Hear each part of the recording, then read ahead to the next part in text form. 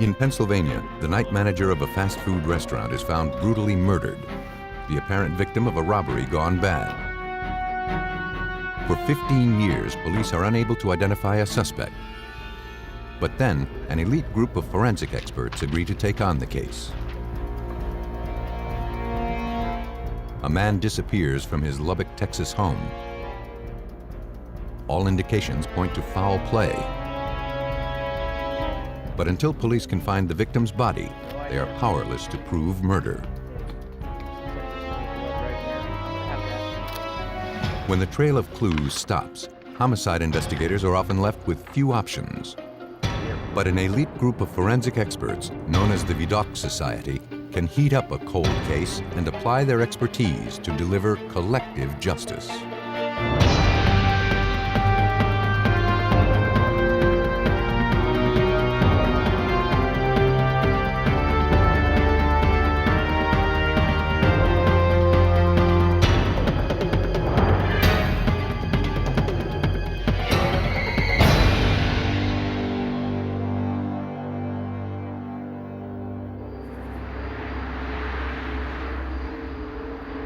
On February 4th, 1984, in the Philadelphia suburb of Falls Township, Pennsylvania, the manager of a fast food restaurant arrived for the early morning shift.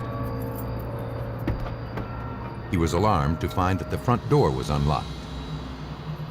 Recently, there had been a string of robberies in the area. Nothing appeared to be missing.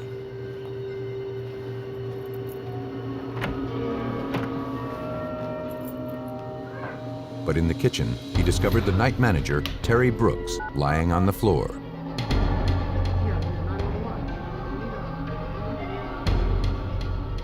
She had been brutally murdered. Within minutes, officers and forensic technicians from the Falls Township Police Department arrived at the scene. They found the 25-year-old victim lying face up on the kitchen floor.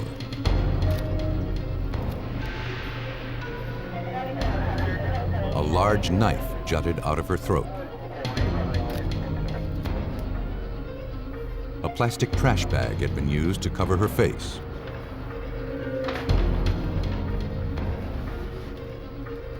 Judging by the coat she was wearing, it appeared Terry Brooks was preparing to leave for the evening. In the restaurant office, police found that the cash drawers and money bags had been cleaned out.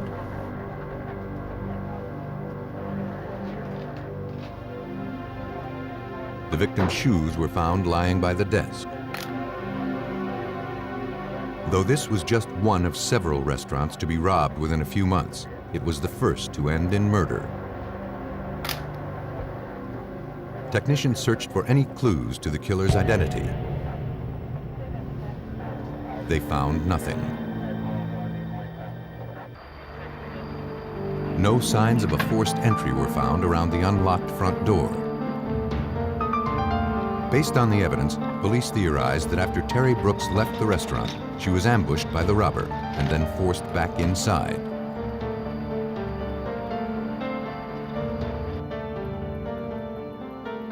Her death had been a violent one. Terry Brooks had been beaten, strangled, and then stabbed in the throat. She had been dead several hours.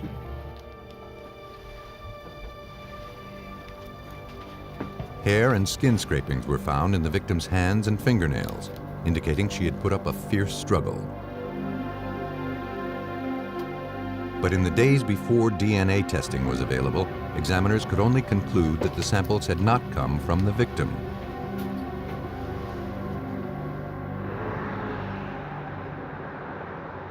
Looking for any clue to help them identify a suspect, investigators interviewed the victim's parents. Terry, they said, was a cheerful young woman who made friends easily.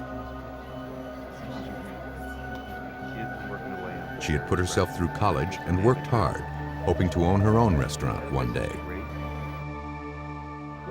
Recently, she had quit her job as a waitress for a better opportunity as the manager of the fast food restaurant. Hey, babe. What brings you here? She had just gotten engaged to a co-worker from her previous place of employment. Though Terry was living at home, her parents didn't know her fiancé very well. The engagement had been sudden.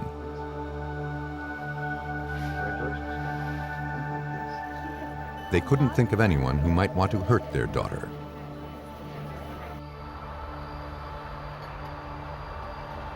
Terry's fiancé, 22-year-old Scott Keefe, also had no idea who could have committed such a brutal act. On the night of the murder, he was home sleeping. He had to be up early the next day.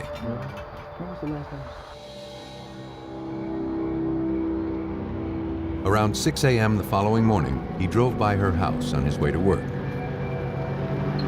He knew Terry had worked late, and he wanted to be certain she had arrived home safely.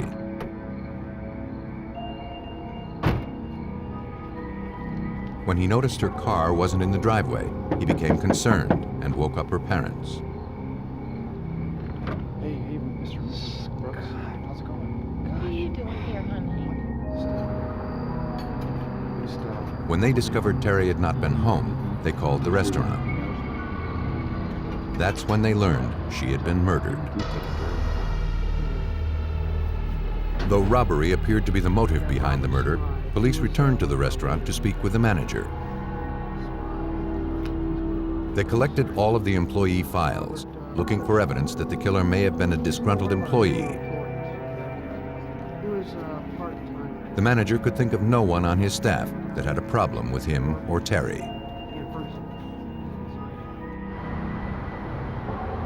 Everything suggested that Terry Brooks had been a random target. And for police, those are the toughest cases to solve.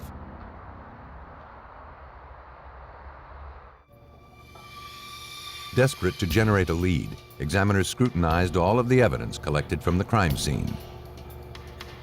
They were in luck. A single latent fingerprint was found on the trash bag that covered the victim's face.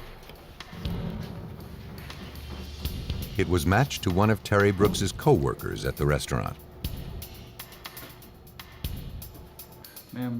Detectives brought in the employee for questioning and to give blood and hair samples.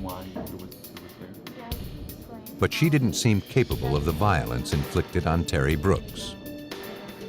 And the employee had an explanation for the print. Before leaving on the night of the murder, she had replaced all of the trash can liners. She said that she hadn't noticed anything unusual that night. However, she did recall an incident a few days earlier.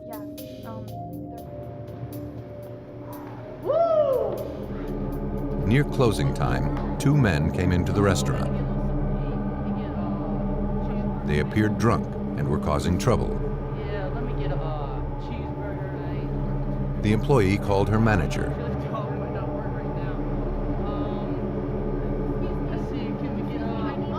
Terry tried unsuccessfully to defuse the situation.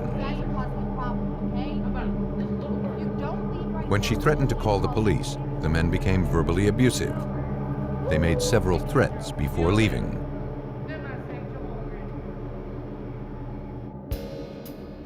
The employee didn't know the men and hadn't seen them since that night. Police finally had their first big break in the case. Now they needed to identify the killers before they struck again. Several area store owners had similar encounters with individuals who fit the description of the two men. But no one seemed to know who they were or where they could be found. The identity of the prime suspects in Terry's murder continued to elude police.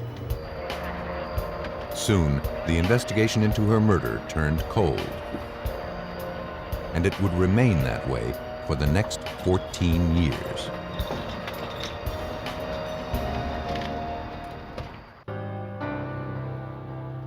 After 14 years, it seemed that the 1984 murder of 25-year-old restaurant manager Terry Brooks would never be solved.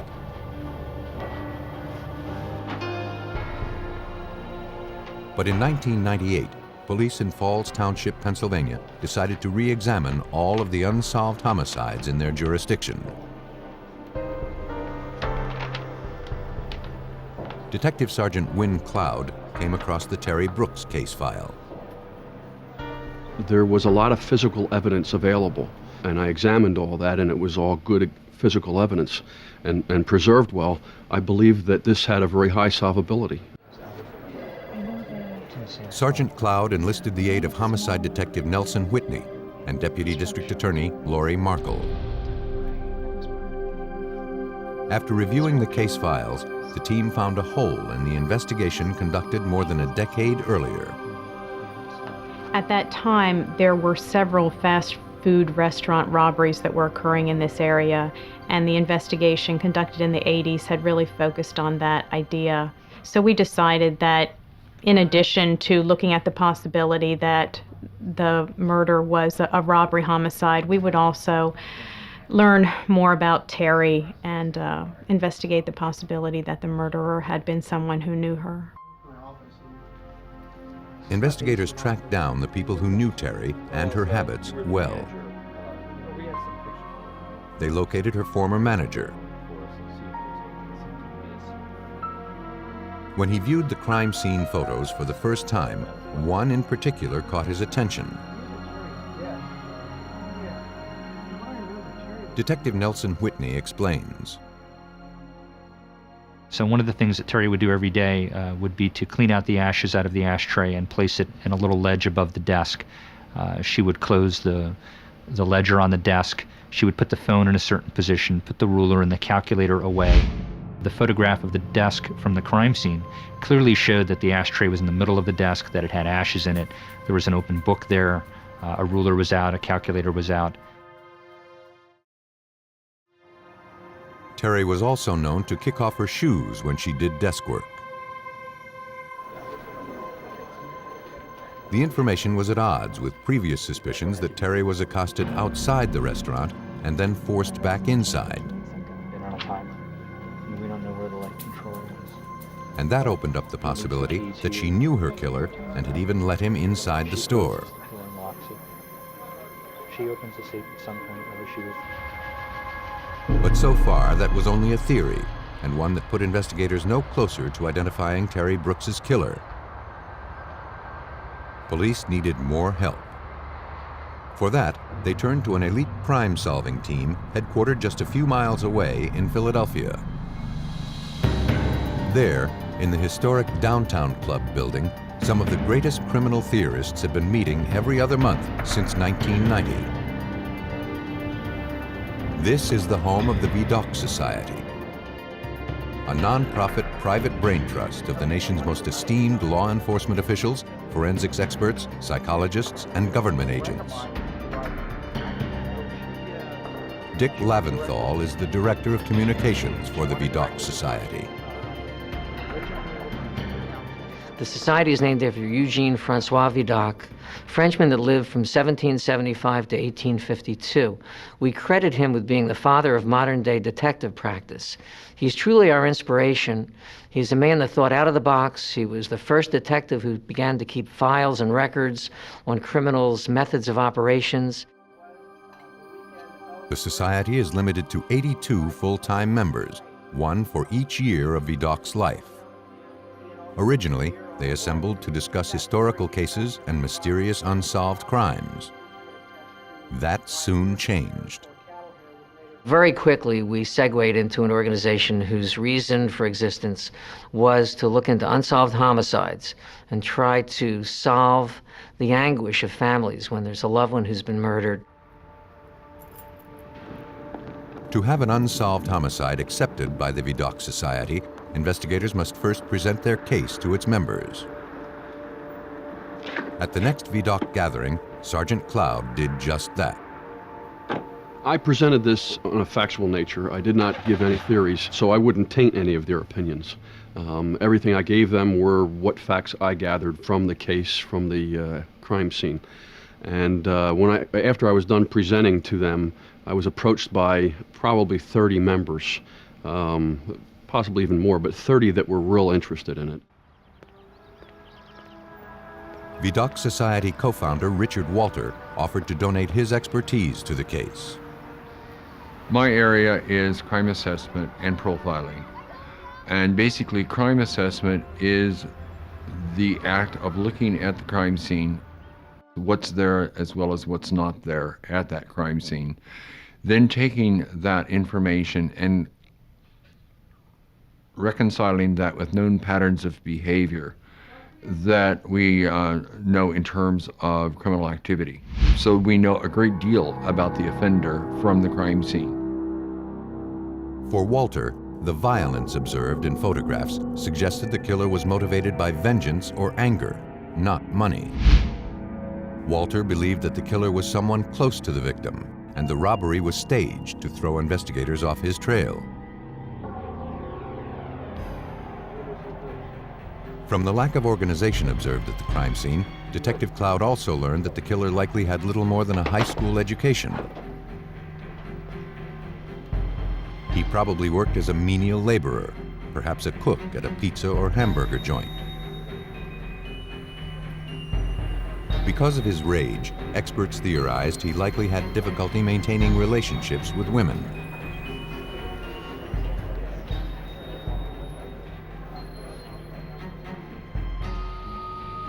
Investigators turned to the victim's parents, hopeful they could identify someone who resembled the profile.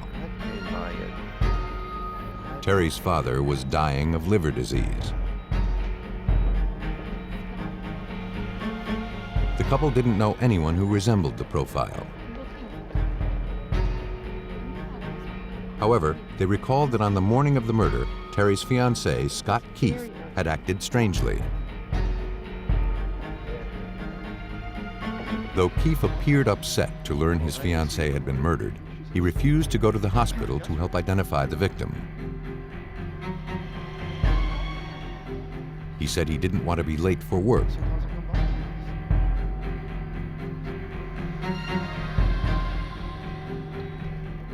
For Terry's parents, Scott's actions that morning had always led them to believe he was hiding something.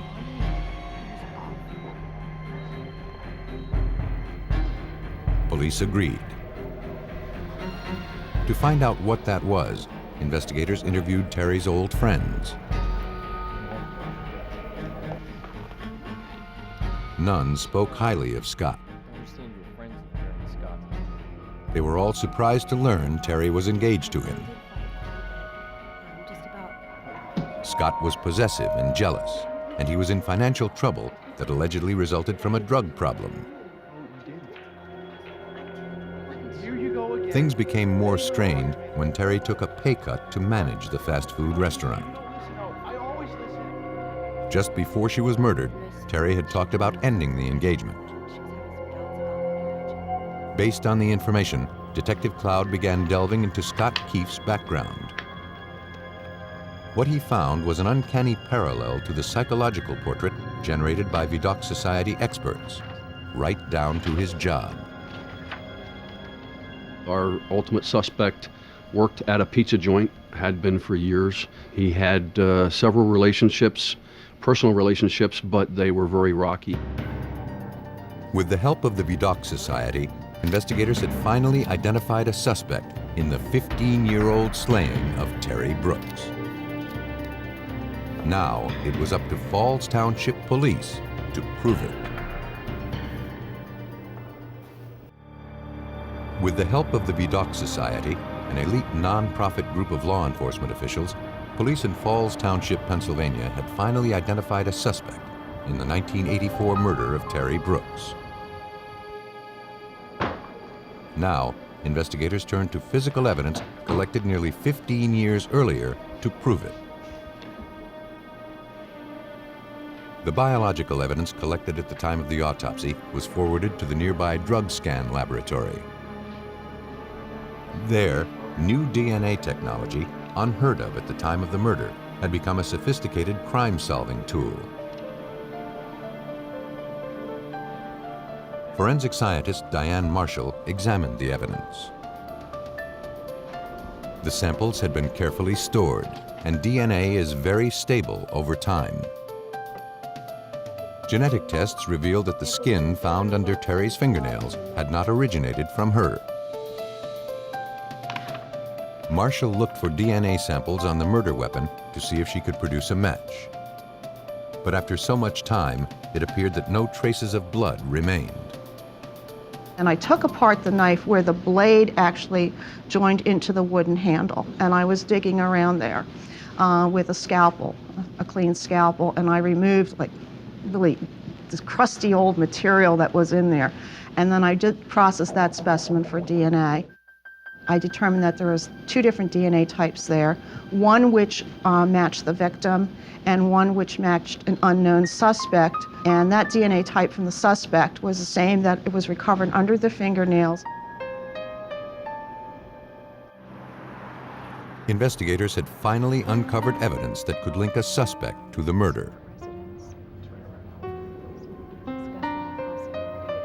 Though all the circumstantial evidence was pointing to Scott Keefe, they didn't have the proof needed to obtain his DNA samples. Trash company from Morganstone. They would have to find another way to get the evidence they needed. Detective Whitney suggested they focus on his trash. Once trash has been placed on the curb, it is considered abandoned property in the eyes of the law. Police can legally examine and collect its contents. On trash day, investigators arranged for a garbage truck to make only one pickup: the trash in front of Scott Keefe's house.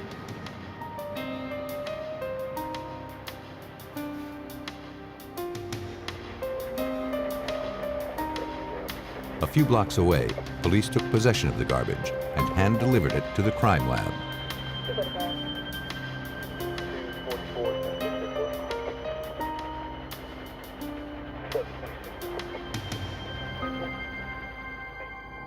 Hoping to find something that contained DNA samples, Diane Marshall zeroed in on several cigarette butts recovered from the trash.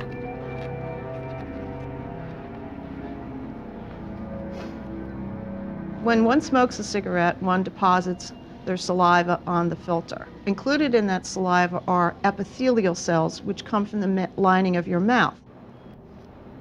Marshall successfully extracted cellular material from 2 different brands of cigarette butts found among the debris.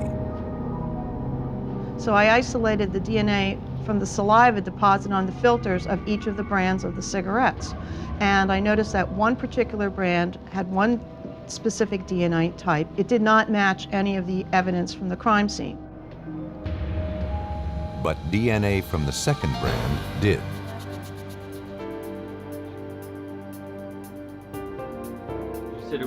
On the 15th anniversary of Terry Brooks's murder, Scott Keefe was brought in for questioning and to provide blood samples.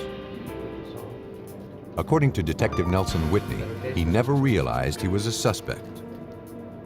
We told him that he was an important witness, that he was, because of his close relationship with our victim, someone who can give us information that no one else could, that would help us in our case, and he was only too happy to help. After answering a few questions, detectives asked if he would mind taking a polygraph test as a matter of routine. Keefe agreed. The blood samples were rushed to the lab. Yeah, I think that's right. Hours later, while awaiting the DNA tests, Vidocq Society co-founder Bill Fleischer carefully reviewed the polygraph results. The polygraph records these physiological changes as part of our individual defense mechanisms, known commonly as fight-flight. In a polygraph situation, we ask questions. If those questions pose a threat to your well-being because you lie to them and there's the fear of being detected in the lie, your body immediately reacts physiologically. Heart starts to beat faster. Blood's redirected to different organs in your body. Your mouth gets dry, your knees get weak, the butterfly in the stomach, your palms get sweaty. Though the suspect denied any involvement in Terry's murder, Fleischer concluded that Scott Keefe was being deceptive. Now, examiners looked to scientifically verify that Keefe was a murderer. When his DNA samples were compared to those recovered from the victim, examiners found a match.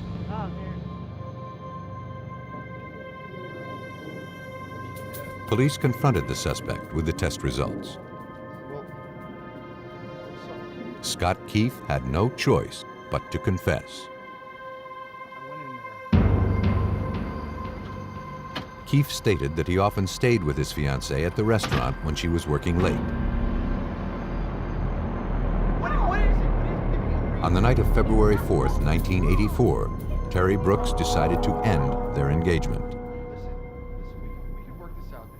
Keefe flew into a rage and killed her. He then staged the scene to make it appear that the murder was the result of a robbery gone bad. After so much time, the victim's family finally had answers. Deputy District Attorney Lori Markle. Terry Brooks's family had to live for 15 years with not knowing who had killed her or seeing that person face any measure of justice. It meant a great deal to be able to, on the morning of February 5th, 1999, go to Mr. and Mrs. Brooks and say, "We've arrested the person who killed your child. He's in custody. We've amassed considerable physical evidence against him, and he's confessed." Scott Keefe pled guilty to murder and was sentenced to life in prison. In the Terry Brooks case, a misleading crime scene led investigators to some wrong conclusions. But in some cases, detectives face a more daunting set of circumstances. No crime scene at all. On Sunday, May 19, 1991, Jim Dunn and his wife received a late-night call at their Yardley, Pennsylvania home. The caller identified herself as Alicia Hamilton, the girlfriend of the Dunn's 24-year-old son, Scott.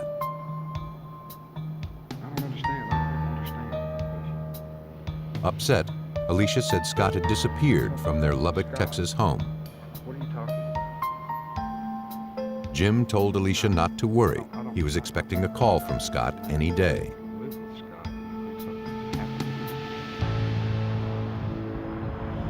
But Scott never called. And Jim Dunn's attempts to reach his son were unsuccessful. Though concerned, he knew that Scott was probably busy with his hobby, buying and restoring cars. Yes, it is. Dale, this is Jim Dunn, Scott's father. I hadn't talked to Scott in about a week, and we'd been talking. We all usually talked at least once a week, and of course Scott was always had some kind of a project going. He was looking for money to help him buy a new car or buy a new body for a car so he could change the motors from one to the other. But after a few days passed with no word, Jim Dunn contacted his son's boss at a car stereo installation company in Lubbock, Texas. The boss said Scott hadn't shown up for work in several days. When he last saw him, Scott hadn't been feeling well and asked to leave work early.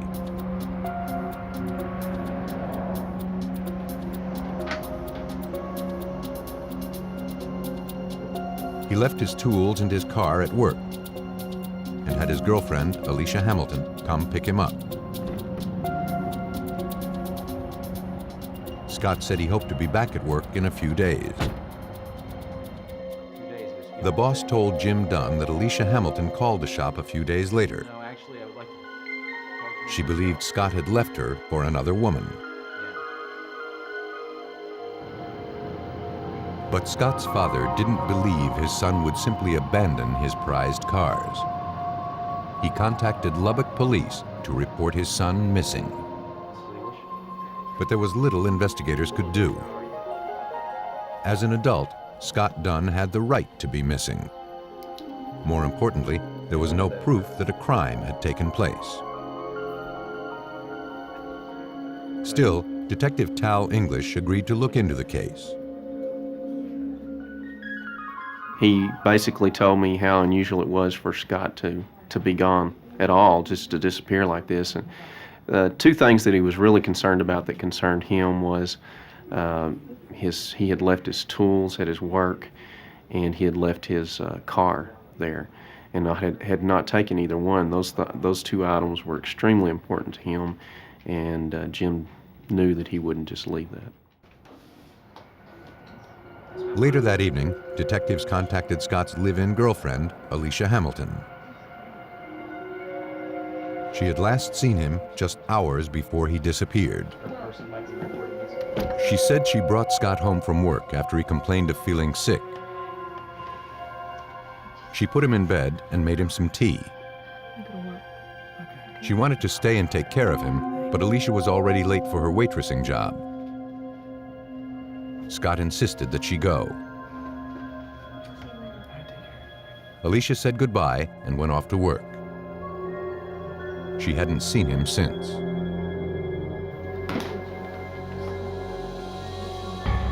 Though she had no idea where Scott had gone, Alicia had discovered something unusual. While rearranging the furniture, she found that a piece of carpet underneath the sofa had been neatly cut out. Unsure of the significance, investigators asked to look around the residence.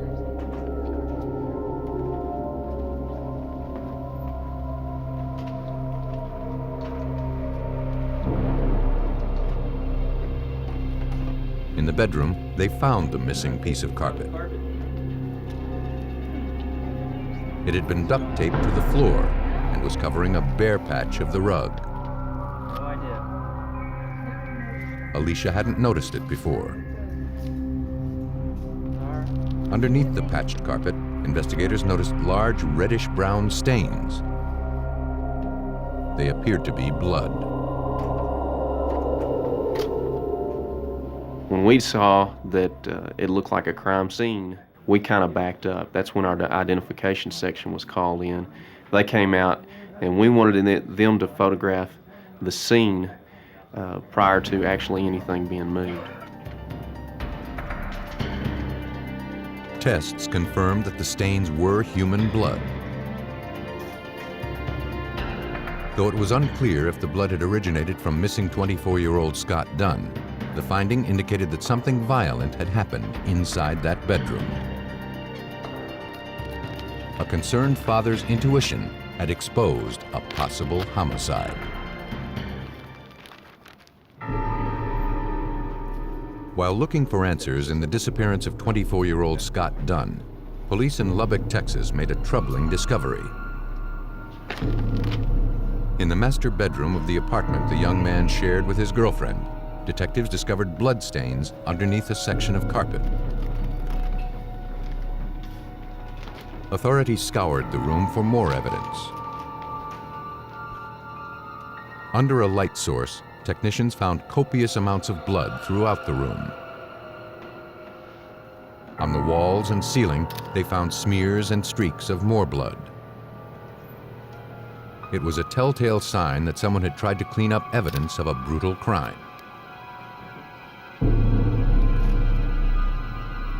Blood samples, carpet fibers, and the duct tape from the bottom of the carpet were collected.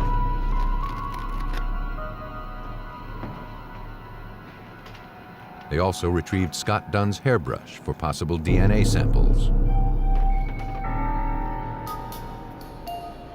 At the crime lab, examiners successfully generated Scott Dunn's DNA profile from hairs collected from his brush.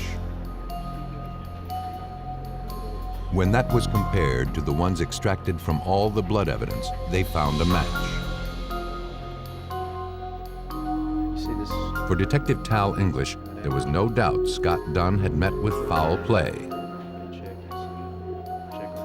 But the investigation was about to face a crushing setback. Prosecutors wouldn't touch the case. According to the district attorney's office, Texas law required a body to actually open a homicide investigation, and we didn't have that. We had evidence indicating that there was probably one that occurred, but without that body, it was going to be difficult to actually open it. Texas authorities intensified their search for proof that Scott Dunn had been murdered. His girlfriend, Alicia Hamilton, was questioned again. Though she couldn't explain the blood evidence, Alicia remained convinced Scott had run off with another woman. As the questioning continued, however, she thought of something else.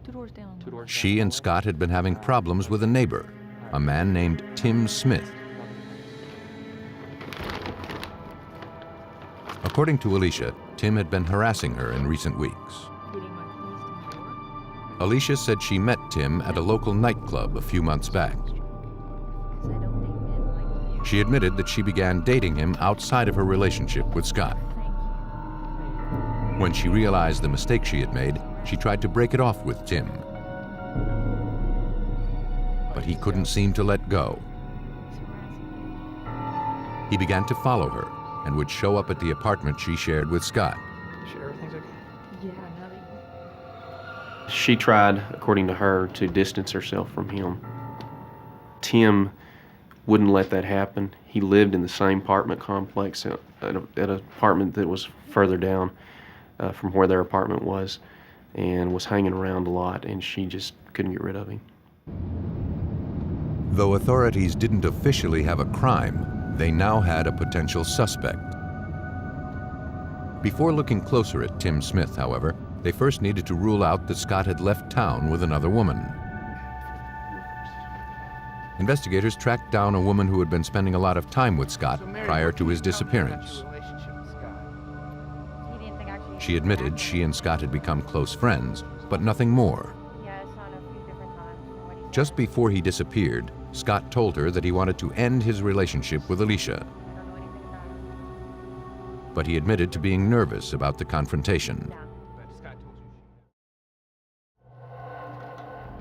Alicia's ex-boyfriends had warned Scott she was controlling and abusive. One stated she was constantly looking for proof that he was being unfaithful. Something as innocent as a greeting card from an old friend would set Alicia off into a jealous rage. She threatened her old boyfriends with physical violence, and sometimes she tried to make good on those threats. Scott feared how Alicia would react to the news that the relationship was over. Alicia Hamilton wasn't the caring and concerned girlfriend she had presented herself as being. But that hardly proved she had anything to do with Scott's disappearance.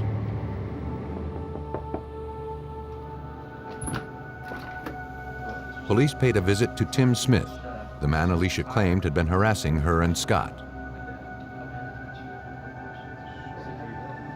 He was in the process of packing up his apartment.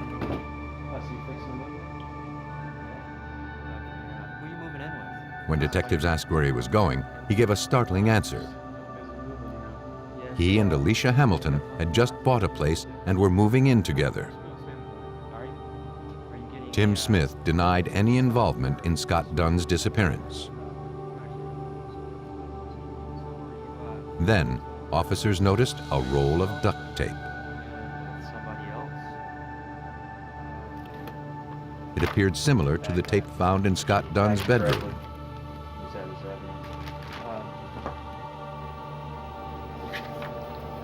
At the Lubbock Police Department Crime Lab, criminalist Scott Williams compared the tape found at Tim Smith's apartment against the tape found in Scott Dunn's bedroom.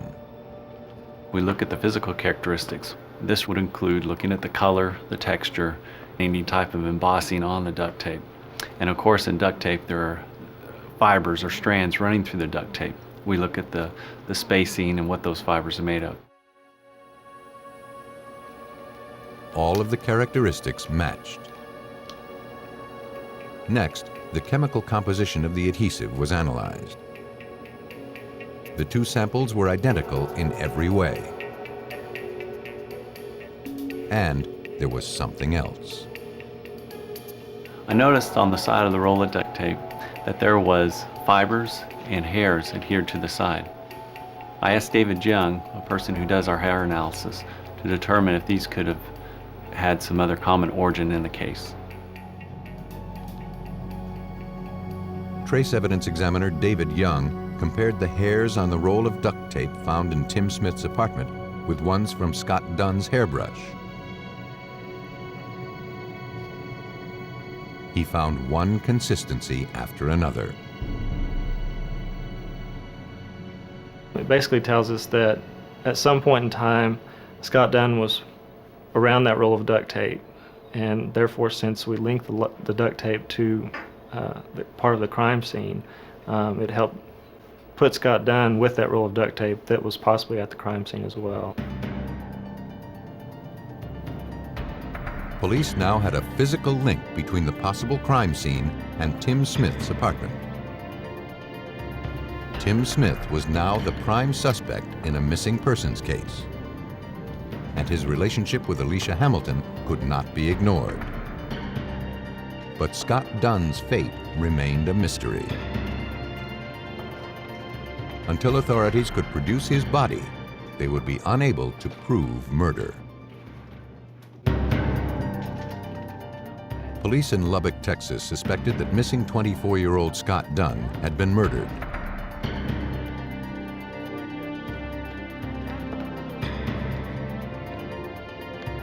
His girlfriend, Alicia Hamilton, and a man named Tim Smith were emerging as the prime suspects.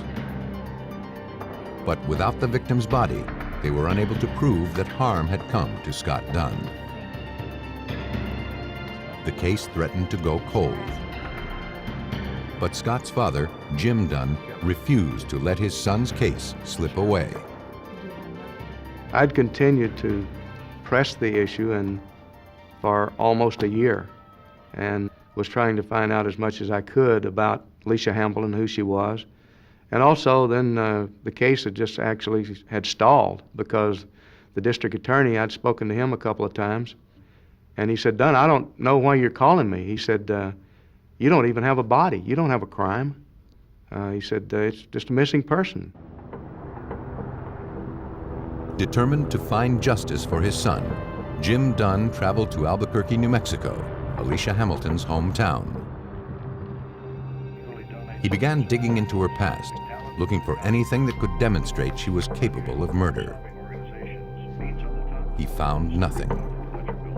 He prepared to return home to Pennsylvania, empty-handed. I came back to the hotel. I just relaxed and was kind of beaten down from not really finding out anything that would really help me that much, and flipped on the television set and just caught the very end of a TV show. Here was these detectives and a whole group of people called the Vidocq Society investigating unsolved homicides. And I said, my goodness, those people are right in Philadelphia, which is like 25 miles from where I live. I was in Texas. Jim Dunn contacted the group. Members of the Vidocq Society invited him to present the case at their upcoming gathering. After the presentation was finished, Vidocq Society co-founder Bill Fleischer spoke one-on-one with Jim Dunn. You could see that he was beside himself, that he was a distraught father. He definitely believed that his son had been murdered. He felt that Alicia Hamilton was involved in some manner in Scott's disappearance and murder. And he was looking for help. He was a human being that was in need of help from professionals. Authorities realized they had to first prove that a murder had taken place. Without a body, that would not be easy.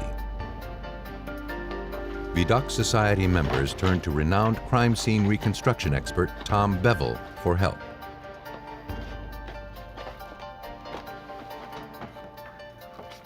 Crime scene reconstruction is especially useful in cases, for example, where you don't have a body, where there's a question as to what might have taken place. Do we just have a person with a minor bleeding wound that has left on their own power? Or do we have a case in which there's a serious injury, such as possibly death? For answers, Bevel needed to determine what type of object had caused the blood spatter patterns found in Scott Dunn's bedroom. Though most of the bloodstains had been smeared in an attempt to clean up the scene, some cast-off patterns remained intact. Using an object coated with blood, he was able to recreate the size and shape of the stains observed at the crime scene. They were consistent with having been caused by a blunt object like a bat or a pipe. Having established that Scott Dunn was violently beaten, Bevel next looked to determine if the 24-year-old could have survived such an assault. For that, he would need to establish how much blood had been shed.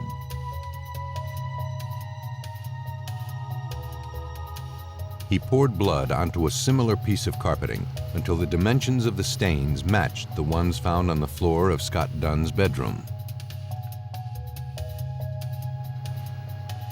He concluded that no one could have survived the amount of blood loss necessary to replicate all of the stains. When presented with the findings, prosecutors finally agreed to take on the case. Vidocq Society experts had helped transform a missing persons case into a homicide investigation. It was the break Lubbock police had been waiting for. Now, investigators focused on finding evidence that could physically link Alicia Hamilton and Tim Smith to the murder. They began reviewing files for anything they might have overlooked. They found something. Some of the hairs recovered from the duct tape found at the crime scene had not originated from Scott Dunn. Tim Smith was brought in for questioning the following day. He continued to deny any involvement, and, eager to cooperate, he provided police with a hair sample. Alicia Hamilton provided one as well. Examiners compared the samples taken from Tim Smith and Alicia Hamilton to the unidentified hairs collected from the blood-stained duct tape found in Scott Dunn's bedroom. Examiners concluded that the unidentified hairs had originated from the two suspects.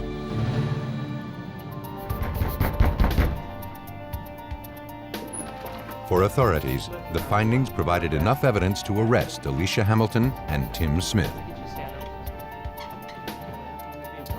The couple, currently living together, were taken into custody and charged with murder. Investigators believe that when Scott Dunn tried to end his relationship with Alicia, she became enraged. Unable to handle the rejection, she lashed out and beat the young man to death. Police believe she then turned to her other boyfriend, Tim Smith, for help in cleaning up the scene and disposing of Scott's body. A jury found Alicia Hamilton guilty of murder and sentenced her to 20 years in prison. Tim Smith was also found guilty of murder. He received 10 years probation. Scott Dunn's body has never been found. His father, Jim Dunn, was asked to join the Vidocq Society to help the parents of murdered victims. He agreed. And because of my involvement there, I think as a result of being involved with the Vidocq Society and being actually a member of the Vidocq Society, that I can return a little bit and give them thanks in a different way, and at the same time maybe help someone else that was in the same position I was 10 years ago when Scott was murdered.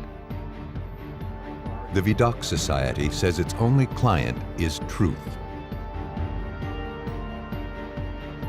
In that respect, they are no different from the law enforcement and forensics experts they help out.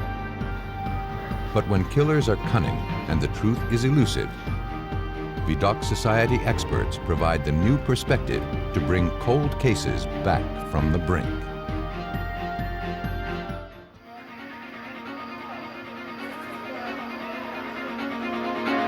In Pennsylvania, a missing persons case quickly turns into a homicide investigation. only a piece of rope can link a suspect to the murder. Detectives in Washington State discover a family brutally murdered. To expose the killer, forensic examiners look to the victim's own blood. A 13-year-old boy in Phoenix, Arizona vanishes without a trace. With no body and little physical evidence, investigators struggle to make their case. When juveniles commit murder, homicide detectives enter a realm of twisted logic. They turn to forensic examiners to follow the evidence, not the excuses, when promising lives become wasted youth.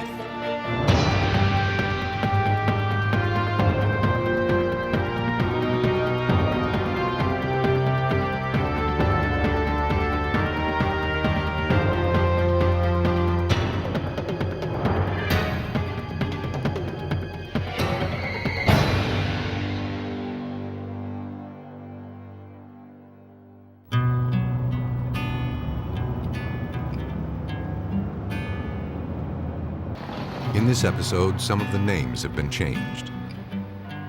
Cambria County lies in the rural northeastern highlands of Pennsylvania. It's a small, tight-knit community that experiences few violent crimes. But on November 6, 1997, Ronald Klotz discovered that his son was missing. He told police that his 15-year-old son, Micah Pollock, never returned home from school that day. He said he and his son were very close, and it was unlike Micah to take off and not check in.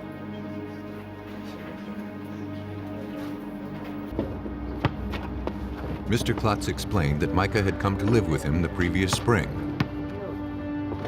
He had moved to Pennsylvania from Ohio, where he had been living with his mother. Micah seemed happy in his new home and was enjoying making new friends. Ronald Klotz's ex-wife said she hadn't heard from Micah in some time.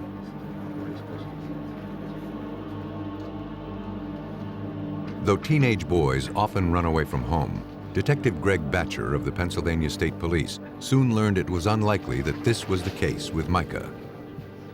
As we began to talk to his friends, they said that he wouldn't do that. They said that he was not the kind of person who would just up and leave. He had no reason to up and leave, and that that's when the suspicion began.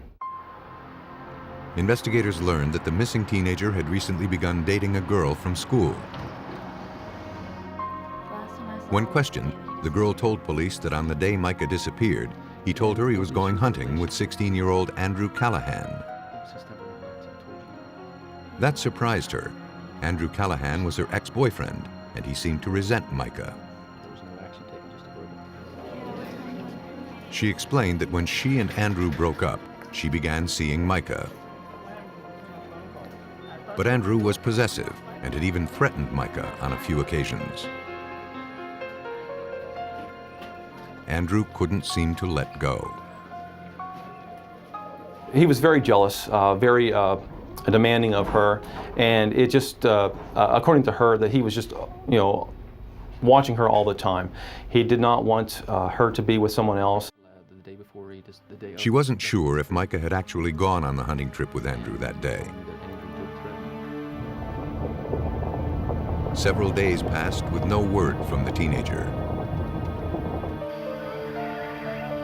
Police, friends, and neighbors organized a search of the area surrounding Micah's home. But their efforts turned up no clues to the missing boy's whereabouts.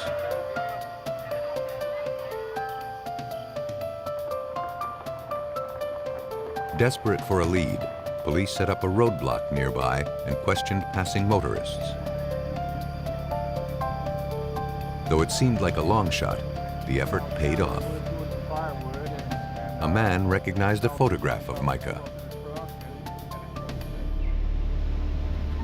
He was in the area a few days before, and while pulled over in his vehicle, he had seen Micah with another teenager. They were heading toward an abandoned strip mine. The boy with Micah carried a shotgun over his shoulder. He thought the other teenager could have been Andrew Callahan.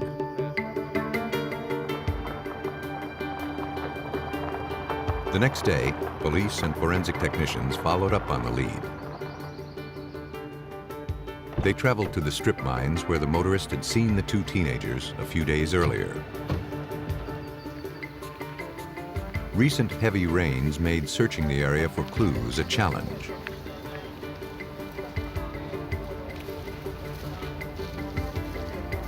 But soon after the search began, investigators found something that seemed out of place. It was a trash can in relatively good condition. Technicians found several red droplets on the can. They tested positive for blood.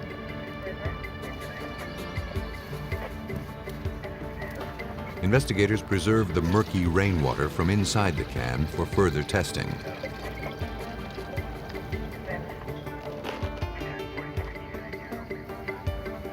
A search of the surrounding area failed to yield any additional clues.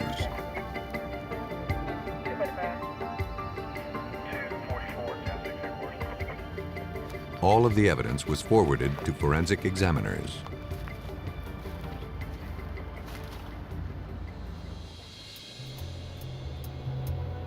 At the Pennsylvania State Police Crime Lab, criminalist Bruce Tackett first needed to determine if the bloodstains on the trash can had originated from an animal or a human. Using a chemical that reacts to proteins in human blood by turning pink, Tackett concluded the blood was human.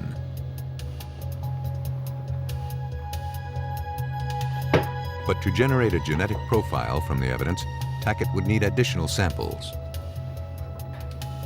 The remaining stains were too degraded for a more comprehensive analysis. Though there was a chance that blood was present within the liquid contents of the trash can, he realized that the rainwater had likely diluted it.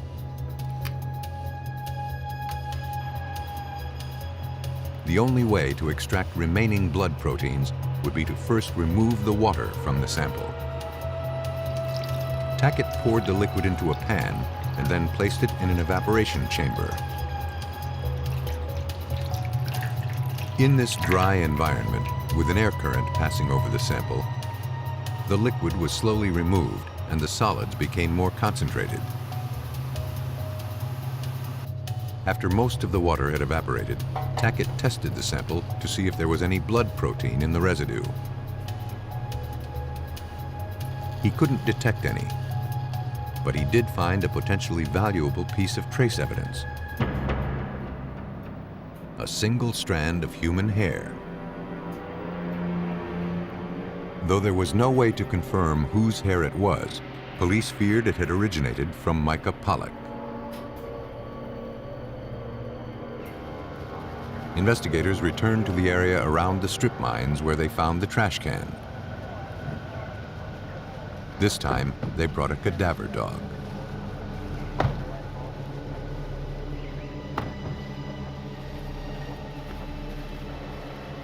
The dog signaled to a nearby beaver pond.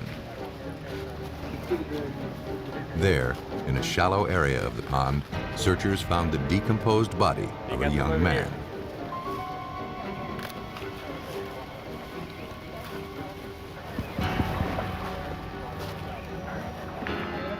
The victim had been shot in the back. His ankles were bound with rope and his clothes severely tattered.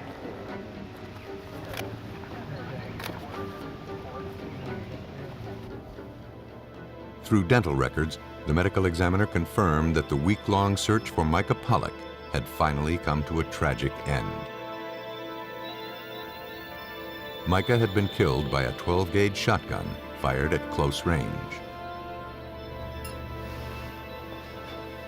And based on the bruises and abrasions to the body, the examiner concluded that the teenager had been killed elsewhere, then dragged to the place where his body was found. Now, investigators turned their focus to finding the boy's killer. 16-year-old Andrew Callahan, the last person seen with Micah Pollock, was their prime suspect. With his father present, the teenager refused to answer any questions without an attorney. Andrew, I have no choice but to arrest you. Though the case against him was largely circumstantial, investigators placed Callahan under arrest for suspicion of murder. Silent. Anything you say can and will be used against you in a court of law. Detectives secured warrants to search the Callahan family's home and vehicles. Almost immediately, they found a clue. And as we were going up the driveway, you could see something hanging from the back of the vehicle near the bumper. As we got closer, it was obvious that it was a piece of rope hanging from the vehicle. It appeared to be the same type of rope found tied around Micah's ankles.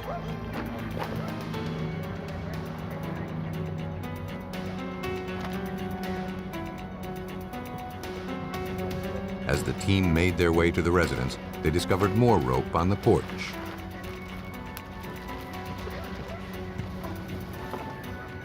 From inside the house, they retrieved 4 shotguns and a bag of hunting clothes that belonged to Andrew. All of the items were sent to the crime lab for testing. Ballistics testing on shotgun pellets is nearly impossible.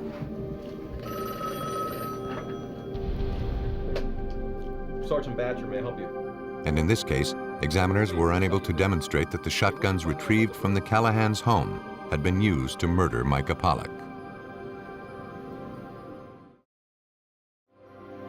But if technicians could identify even a tiny droplet of Micah's blood on Andrew's hunting clothes, police would be one step closer to tying the suspect to the crime. But none of the clothing samples tested positive for blood. Some of the results were from the lab.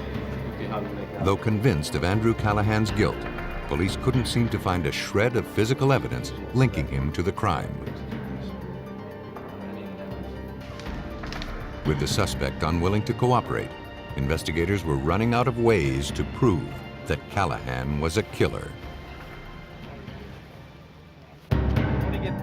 Police in Cambria County, Pennsylvania struggled to solve the murder of 15-year-old Micah Pollock, whose bullet-ridden and tattered body was discovered in a remote pond. Though all of the circumstantial evidence pointed to 16-year-old Andrew Callahan as the killer, Pennsylvania State Police had little physical evidence to prove it. Their last hope for making their case fell to forensic scientists at the Pennsylvania State Police Crime Lab.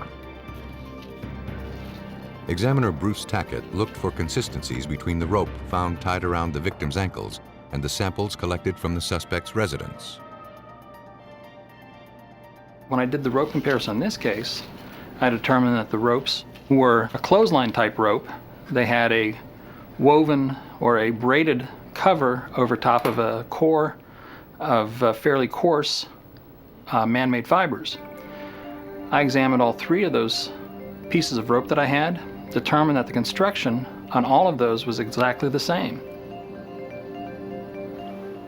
For proof that all of the samples had originated from the same source, Tackett needed to examine the construction of the rope's core. Under a high-powered microscope, he found that the fibers that made up the core were all indistinguishable from one another. I was able to determine that those ropes were identical in construction and that the fibers used in the construction of those ropes were the same. So essentially, those 3 pieces of rope were identical. The rope used to bind Micah Pollock's feet had come from the same source as the rope tied to Andrew Callahan's car. We have all this evidence against you. When confronted with the evidence, Andrew Callahan decided to talk. He admitted that he had shot Micah while the two were hunting.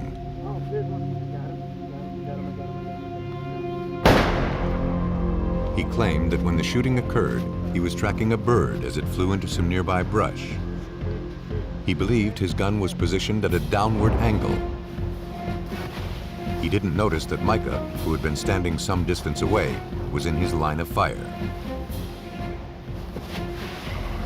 Afraid that police wouldn't believe his story, he said he panicked and tried to get rid of the body. Of the premises, we have found the rope. Looking to corroborate the suspect's story, police turned to the evidence for answers. And found on the front porch. From powder burns observed on Micah's body, the medical examiner concluded that the gun was no more than 3 feet away when it discharged. And the shotgun pellets that entered the victim's back came to rest near his jaw. The weapon had been held at an upward angle, contradicting Callahan's claim that he had been aiming at the ground when Micah was shot.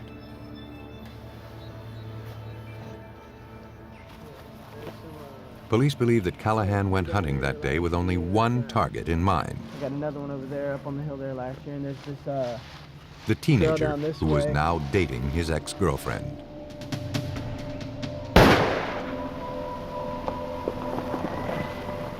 Pennsylvania State Police Detective Greg Batcher believed that after the shooting, Andrew systematically went about covering up his actions. He purchased the garbage can at the store and then returned to the scene. At some point in time, he also gathered a piece of clothesline from his residence. He took these items to the scene, back to where the body was lying.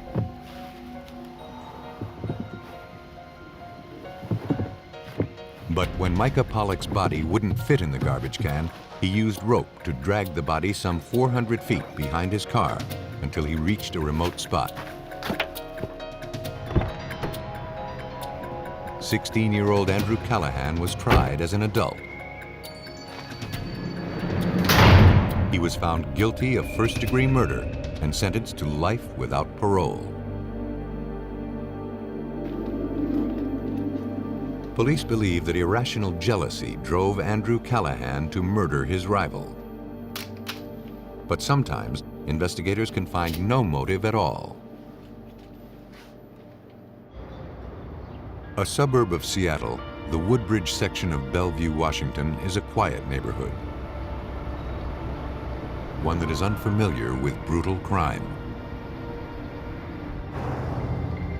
On January 5th, 1997, a morning 911 call brought Bellevue police to a secluded park. A passerby had discovered the lifeless body of a young woman. A rope fastened tightly around the victim's neck made it clear she had been murdered. Police began searching for any form of identification to tell them who this victim was.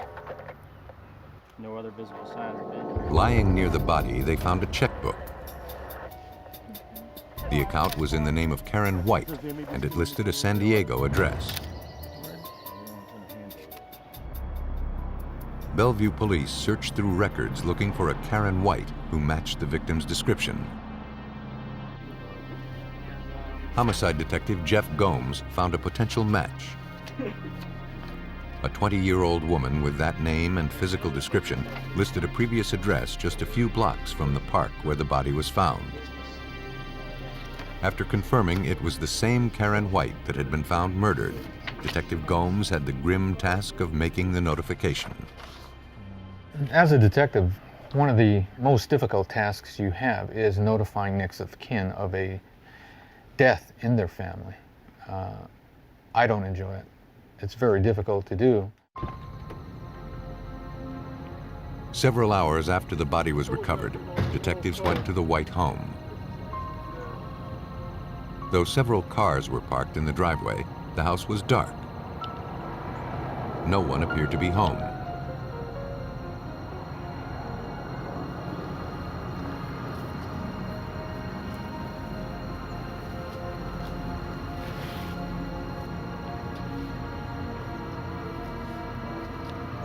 Detectives discovered an unlocked door.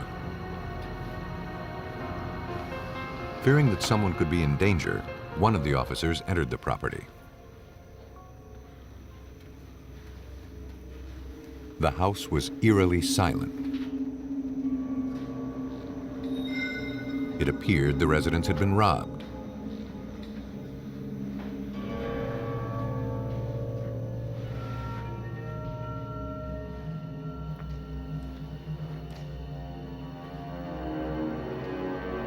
After finding no one downstairs, the detective proceeded to the upper floors.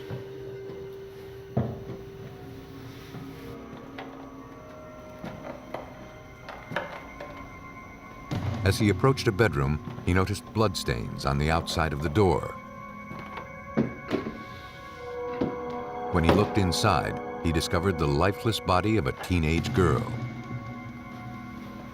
She had been viciously beaten and stabbed to death.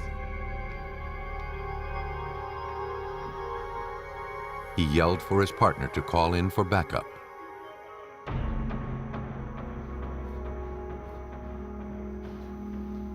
Next, he followed a trail of blood that led down the hall into another room. There, he found another grisly scene. A middle-aged couple lay dead. Their skulls had been crushed, and they'd been stabbed repeatedly.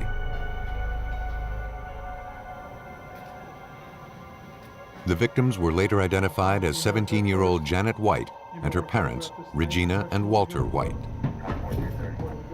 They were the immediate family of the young woman found murdered in the park just hours earlier. Forensic technicians began searching for clues to help them reconstruct what happened. All of the victims had been savagely beaten with a blunt object and then stabbed dozens of times in the face and neck. Police photographed and swabbed dozens of bloodstains. The only real clues to the killer's identity were bloody boot prints found on the carpet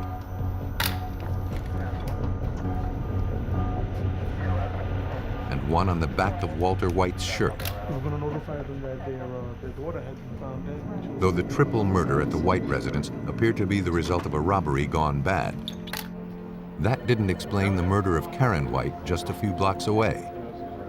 Well, just the area around the water tower, the picnic area and stuff, there looked like there's some activity of people being up there, but we don't know if it's related to the crime or not. There's not a whole bunch of stuff. In a community that witnessed few homicides, police were convinced that finding an entire family murdered in one day was more than a coincidence.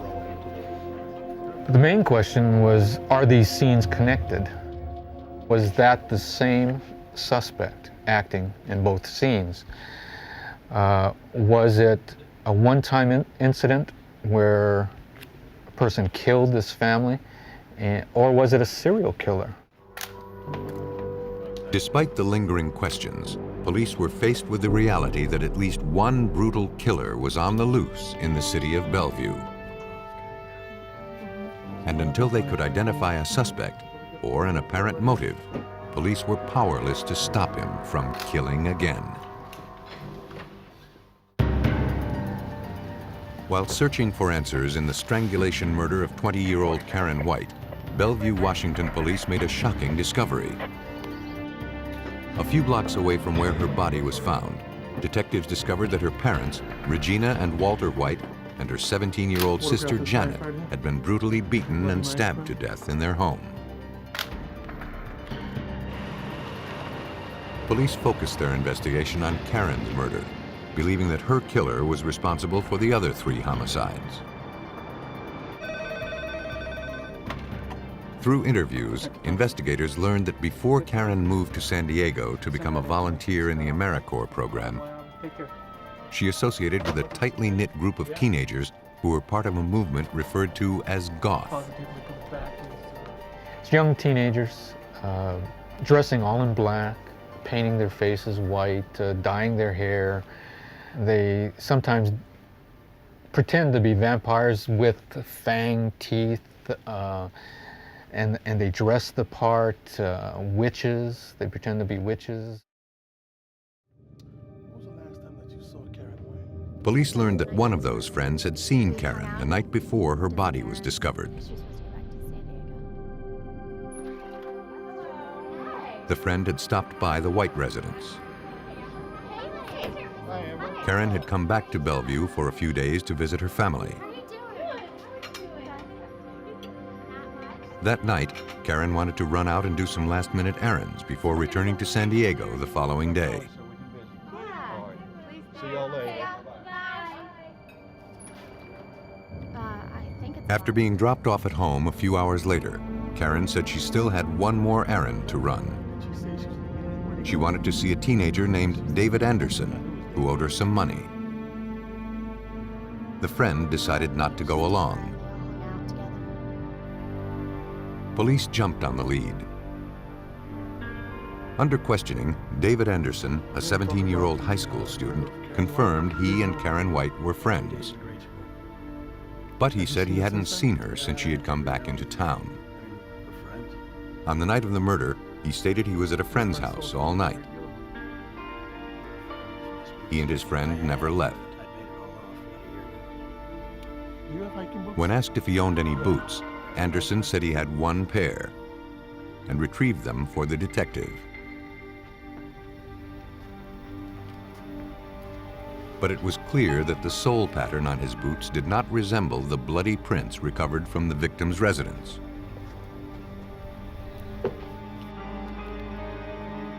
Frustrated, investigators continued interviewing Karen White's friends.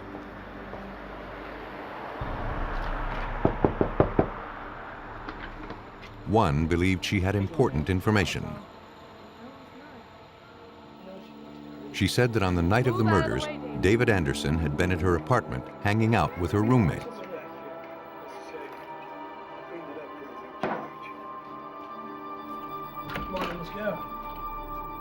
Around 10 p.m., Anderson and her roommate, 17-year-old Alex Barani, decided to go out. She recalled that Alex had something stuffed inside the sleeve of his overcoat. She thought it was a bat or a club. The woman fell asleep a short while later and was unsure what time the two returned to the apartment. Having caught David Anderson in a lie, police turned to his friend Alex Barani for additional information. Alex was cooperative and even friendly with police. He insisted he and David had been home all night.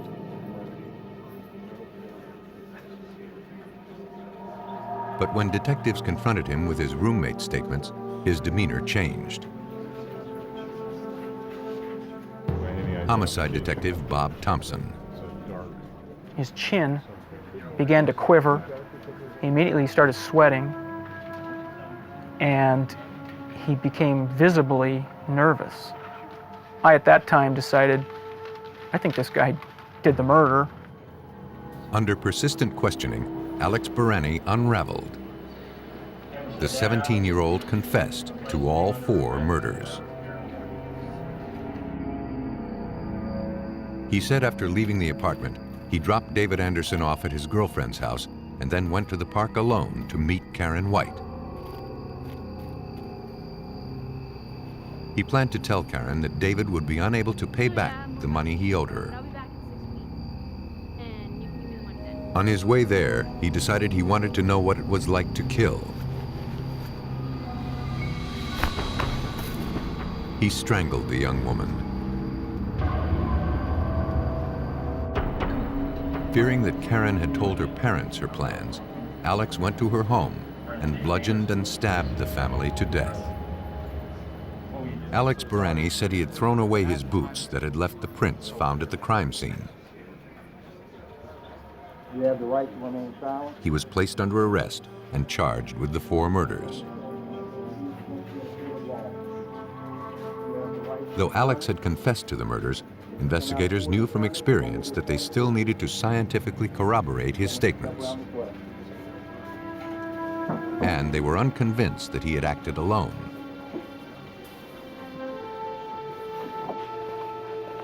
All of the crime scene photographs from the White's residence were sent to renowned blood spatter expert Ross Gardner in Georgia. Gardner looked to reconstruct the triple murder, one droplet of blood at a time. Most of your forensic evidence tells you who was involved in a crime. But what happened at the crime and how it happened is sometimes very significant. And bloodstain patterns speak to those events that created the bloodstains. They tell us what happened and how it happened. Using bloodstain patterns observed in the photographs, Gardner first looked to establish what types of weapons had been used in the murders. He recognized 2 distinct cast-off patterns.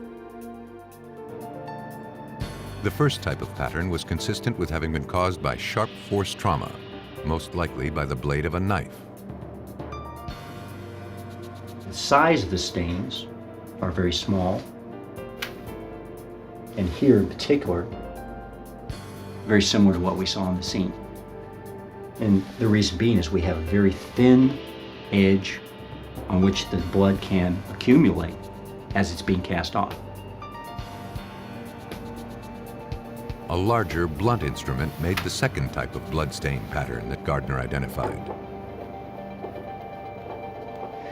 If we were to observe a cast-off that is the result of a club or a bloody hand being swung, something like that, we're going to see a significantly different kind of cast-off. We're going to see larger stains, greater volume, and they're going to develop over a little bit wider area. Next, Gardner set out to understand the sequence of events inside the master bedroom. His first clue came from the tiny bloodstains found on the back of Walter White's t-shirt. Those stains had originated from his wife, Regina. That suggested that she had been the first victim, attacked in the couple's bed while her husband lay sleeping beside her. The father had his back to his wife as she was being attacked in the very early stages of the blunt force attack, because it was very tiny spatter that impacted on the back of his t-shirt.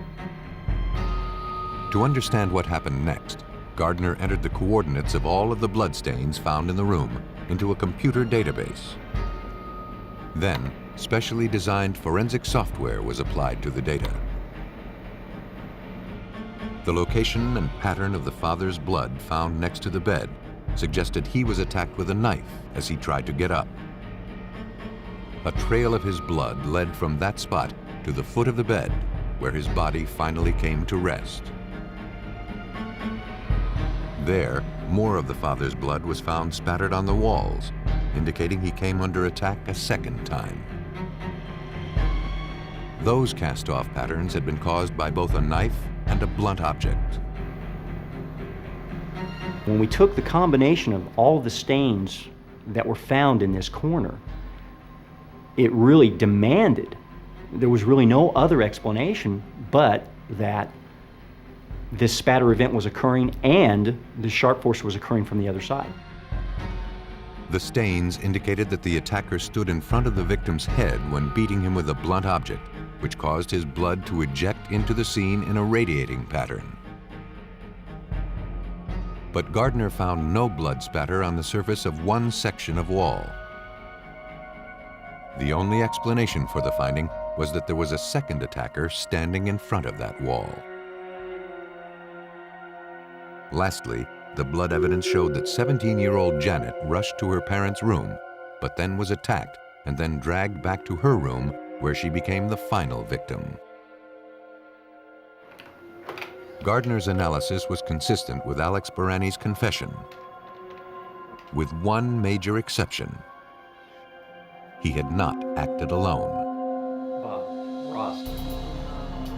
And investigators believed that Alex was protecting his friend, David Anderson. Police obtained a warrant to search the vehicle David Anderson had driven on the night of the murders. They found a length of rope on the front seat. Forensic examiners concluded that it was the same type of rope used to strangle 20-year-old Karen White.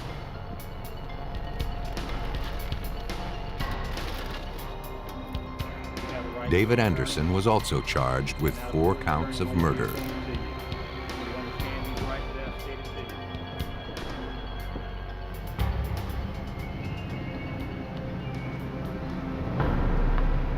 Police believe that David Anderson and Alex Barani murdered Karen White at the park, motivated by sick curiosity.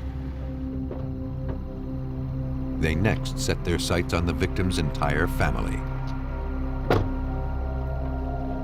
Based on their complete disregard for human life, Alex Barani and David Anderson were tried as adults. Both received 4 consecutive life sentences. In Washington State, analysis of the crime scene helped expose a second killer's identity. But when police are unable to locate a victim's body, proving murder is much more difficult.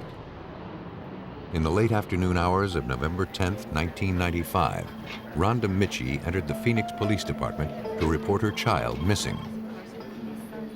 She hadn't heard from her 13-year-old son, Brad Hansen, in nearly 12 hours. Though Brad was a responsible and loving son, he seemed to be going through a rebellious phase. He's 13 years old. He was on a bike. In fact, Brad had been recently grounded, and he was supposed to come straight home after school. After saying goodbye to him earlier that morning, Rhonda, a single mom, went to work. She later learned that there were no classes that day. She called Brad's pager and contacted several of his friends. But the 13-year-old never called back, and his friends hadn't seen him that day.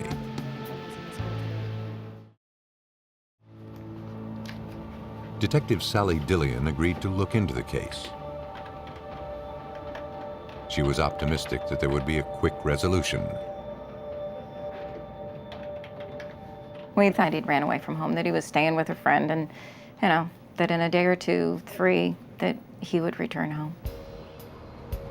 But after several days went by without a word, authorities several hundred miles away in California were dispatched to the home of Brad Hansen's father.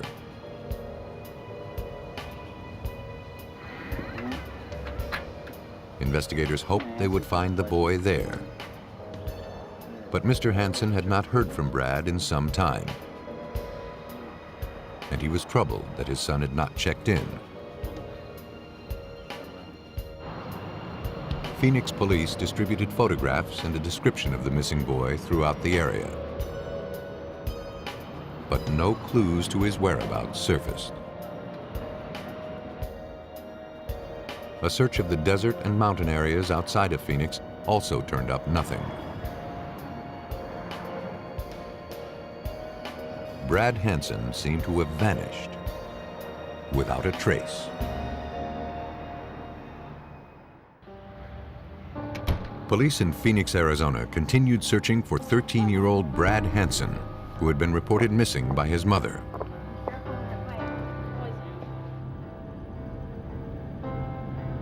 Having uncovered no clues to the boy's whereabouts, detectives began questioning his classmates.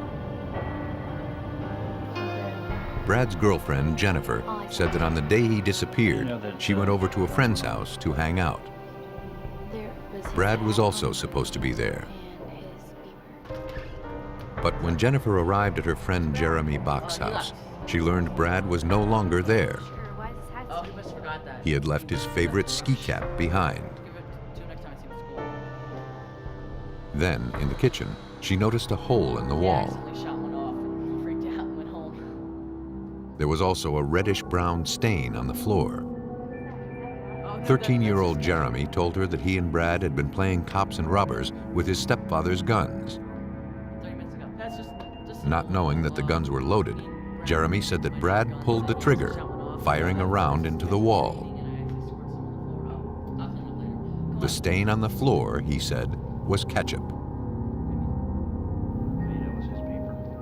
Jeremy told Jennifer that after the gun went off, Brad rushed out of the house, afraid that he would get into trouble. He didn't know where Brad went, and he hadn't heard from him since. Jennifer hadn't heard from him either. Investigators arranged to interview Jeremy Bach and his stepfather.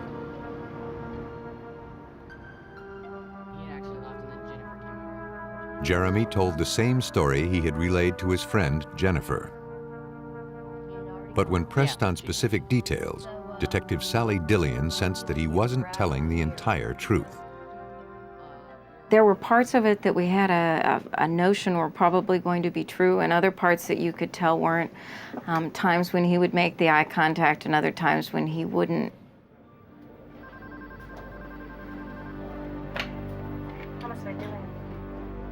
As investigators struggled to figure out what Jeremy was hiding, word came in that another classmate wanted to speak with police.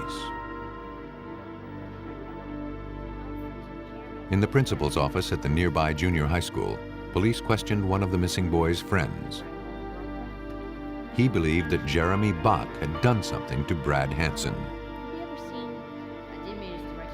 It was well known around school that Brad and Jennifer were boyfriend and girlfriend. And it was also known that Jeremy was extremely jealous. He also liked Jennifer. And though he and Brad were friends, Jeremy tried to break up the young couple's relationship.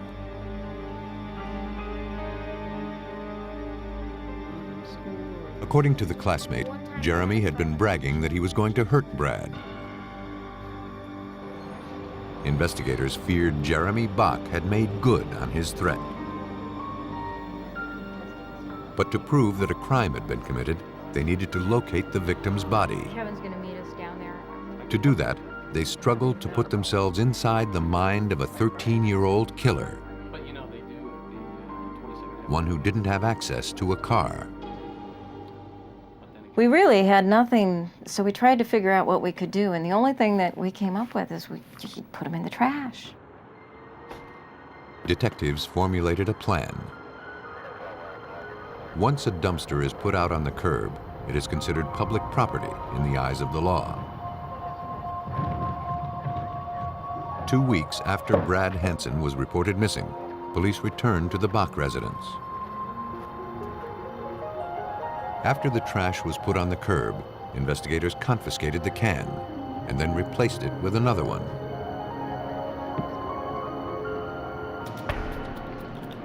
Once the trash can was secured in an evidence property room, Detective Dillian contacted forensic examiners at the Phoenix Police Department's crime lab.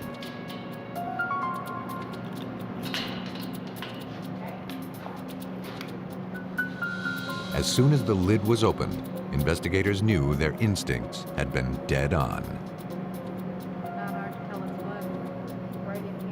Large stains and dried liquid pooled in the bottom tested positive for human blood.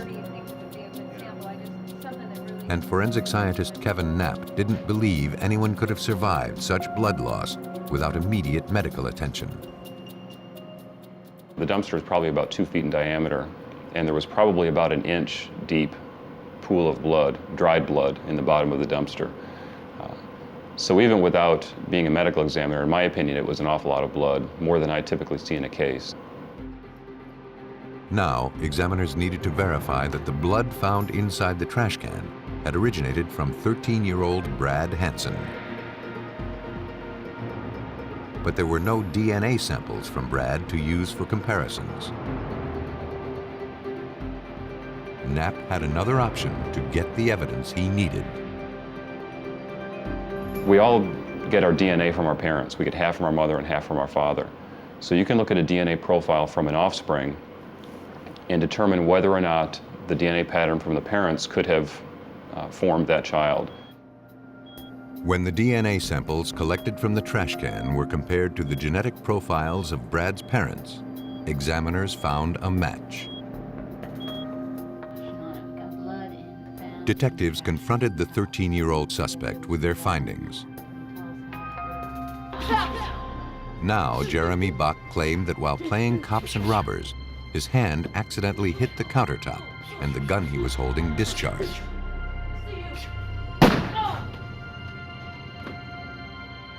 Sending Brad Hansen flying backwards into the wall. He didn't realize that his finger was on the trigger. Panicked, he cleaned up the blood and disposed of the body.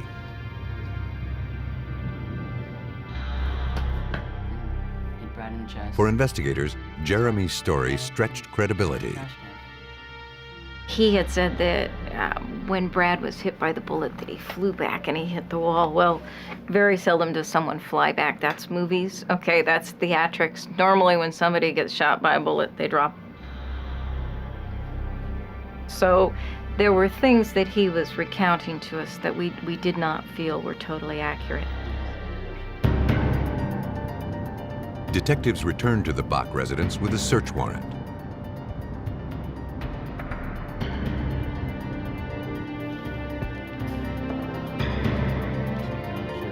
They collected the 2 handguns that Jeremy's stepfather kept in the house, including the .357 Magnum revolver used in the shooting. And though investigators found traces of Brad Hansen's blood in the kitchen, the findings did little to refute Jeremy's claim that the shooting was accidental. As long as investigators were unable to locate the victim's body, proving murder would be difficult. Blood evidence convinced Phoenix police that missing 13-year-old Brad Hansen was dead. Though they had been unable to locate his body, his classmate, Jeremy Bach, claimed that he accidentally shot the boy while they played cops and robbers. In a panic, he said he disposed of Brad's body in the trash.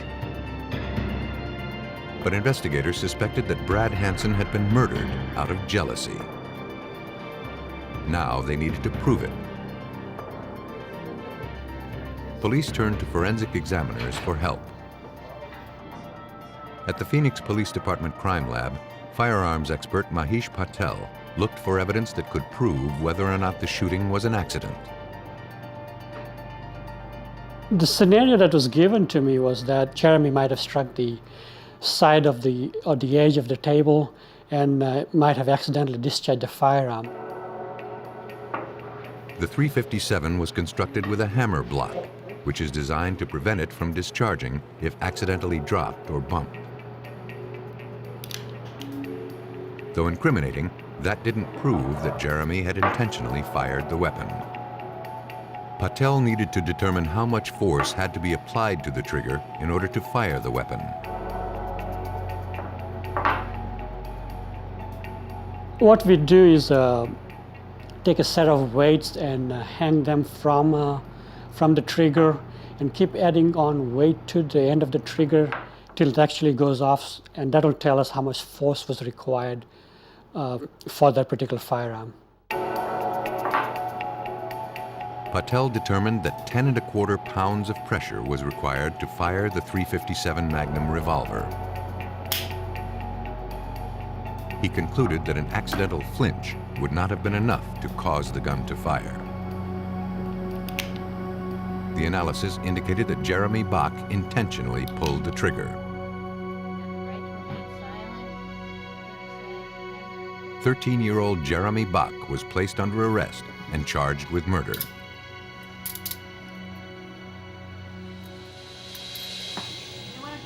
Authorities believe that Jeremy invited his friend Brad Hansen to his house and then confronted him about Brad and Jennifer's blossoming relationship. Driven by a jealous rage, Jeremy grabbed his stepfather's gun and shot Brad.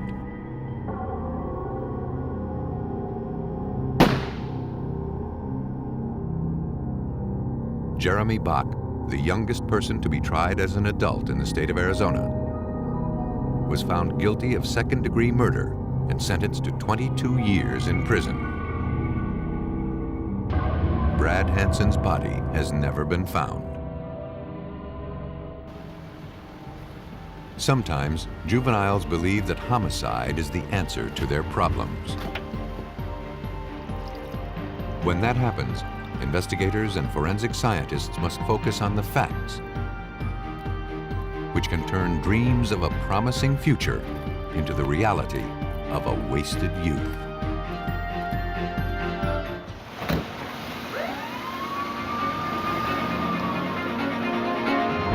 A store clerk is killed during a robbery in Tennessee.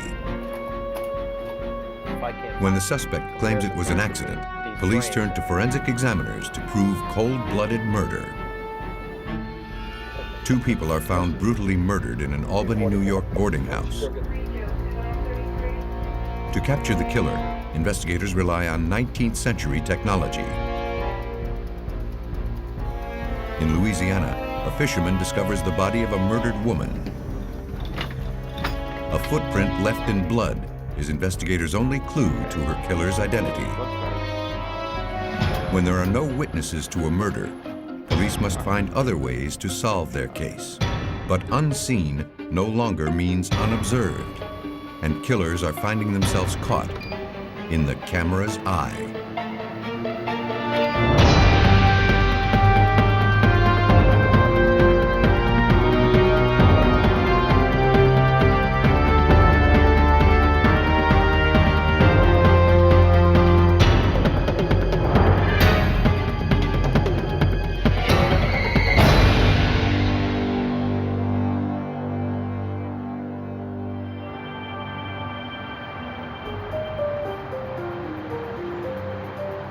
In this episode, some of the names have been changed. In the early morning hours of July 2nd, 1995, police in Chattanooga, Tennessee received a 911 call. A man had discovered the bullet-ridden body of a store clerk inside a local gas station convenience store. Investigators and forensic technicians from the Chattanooga Police Department responded to the scene. In the back storage room, detectives located the male victim. The manager later identified him as 34-year-old employee Lenny King. He had been shot in the arm and twice in the chest by a large caliber weapon that had been fired at close range. Investigators found handcuffs locked to the sink next to the victim's body. As technicians began processing the scene for evidence, they found bloodstains on the outside of the door leading into the storage room.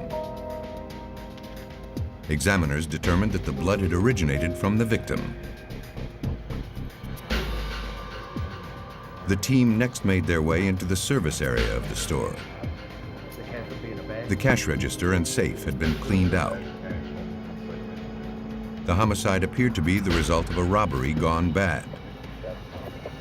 The killer had made off with more than $2,000. But technicians were unable to locate any fingerprints left behind by the robber. Investigators hoped that the store's security cameras could provide some clues. When the manager played the surveillance tape, investigators realized the suspect had been caught on video entering the store. And as the manager watched images of the cash register and safe being cleaned out, he believed he recognized the robber. It looked like a former employee named Jason Rhodes. The manager pulled his files, looking for more information. According to employment records, the 22-year-old had only worked at the store for a few weeks. And the victim, Lenny King, had trained him. According to the manager, Lenny King was a well-liked and valued employee who treated everyone with kindness. But King had complained that Jason Rhodes was lazy and inattentive, and Jason didn't take the job very seriously. After his training period was over, Jason only showed up for work once and then quit. At the police station, detectives reviewed the surveillance video again. The tape, which consisted of a series of still photographs shot every 2 seconds, simultaneously displayed images from the store's 2 security cameras. As they watched the images frame by frame, they noticed that the suspect was brandishing what appeared to be a .357 revolver as he walked into the store. He sees Jason Rhodes and reacts. But a time and date stamp on the video obscured the image of the victim being approached by the gunman and forced into the storage room. And that room, where the victim was killed, was out of the camera's range. Investigators were able to print a clear image of the gunman. To confirm the killer's identity, police showed a photograph of the suspect to Jason Rhodes' father. Heartbroken by what he saw, Mr. Rhodes positively identified the man in the photo as his son. When asked if he knew his son's present whereabouts, the father said that Jason and his girlfriend, Sonia Altman, had left town the same day Lenny King was found murdered. Jason hadn't told his father why he was leaving, but he did say that he probably would not be coming home. Mr. Rhodes gave investigators a description of his son's truck. Police had positively identified Lenny King's killer. And based on the senselessness of the murder, Sergeant Rodney Bowman knew they needed to apprehend Jason Rhodes quickly. Well, we're looking for a young man that definitely didn't have any value to life. We really at that time had no idea if he might be drug-induced or what his behavior was. All we knew is that this was a deliberate act. It appeared to be a deliberate act, and we needed to get this man off the street. Detectives theorized that the suspect and his girlfriend would eventually contact their loved ones. They began tracing all the calls made to members of their families. Within hours, the tactic paid off. Jason's girlfriend, Sonia Altman, had contacted her grandmother, and the call was traced to a hotel in Nashville, Tennessee. Descriptions of the suspect, his girlfriend, and the vehicle they were traveling in were forwarded to the Nashville police. On the evening of July 3rd, Nashville authorities spotted Jason Rhodes' truck as it pulled into a gas station. As the suspect exited his vehicle to fill up, detectives moved in. Jason Rhodes was placed under arrest on suspicion of aggravated robbery and murder. His girlfriend, Sonia Altman, was also placed under arrest. Investigators began searching the suspect's vehicle. On the front seat, police found a money bag that contained several $100s in cash. Detectives also found a box of ammunition for a .357 handgun, the same type as the one used to murder Lenny King. The following day, Chattanooga police traveled to Nashville to question Jason Rhodes about the homicide. At first, he denied any knowledge of the crime. But when confronted with the evidence against him, he decided to cooperate.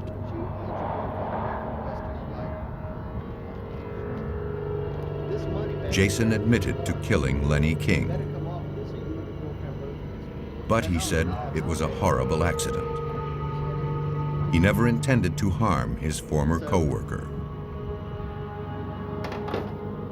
According to Jason, he entered the store with the intent to commit robbery.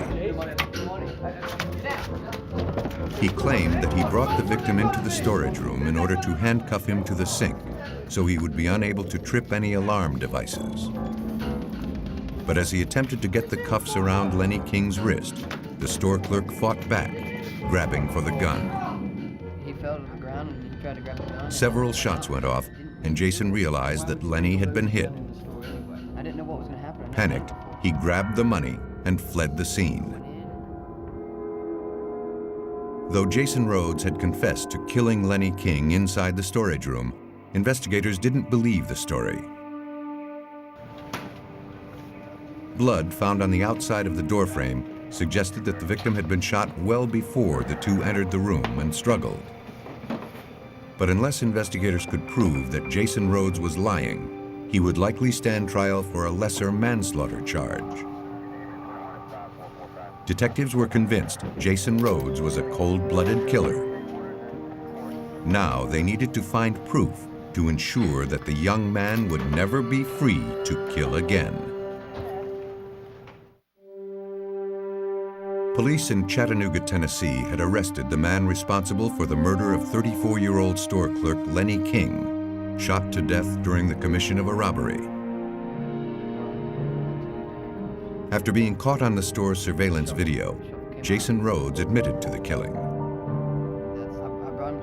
But he claimed his gun had accidentally gone off as he and the victim struggled in the storage room. Detectives scrutinized the video frame by frame, looking for proof that Jason Rhodes was lying and that the murder had been premeditated. Then, in one of the frames, they noticed that the victim's knees appeared to buckle, and he grabbed for his arm soon after Jason Rhodes entered the store. Homicide Detective Sergeant Tim Carroll theorized the suspect began shooting as soon as he walked in. Once we got the video slowed down where we could see it, Sergeant Rodney Bowman and I both agreed that Jason Rhodes came in the store and shot from the get-go. It wasn't just going in the back of the storeroom and wrestling around and gun going off. Investigators knew that if they could prove Jason Rhodes fired as soon as he entered the store, they could charge him with premeditated first-degree murder. But that would not be easy. Where Jason Rhodes is positioned in the video, it's underneath all this date and time stamping. We can't see any muzzle flash, we can't see the weapon actually jerk. So our theory is we got to get this video enhanced where we can either eliminate the wording or can we see a muzzle flash.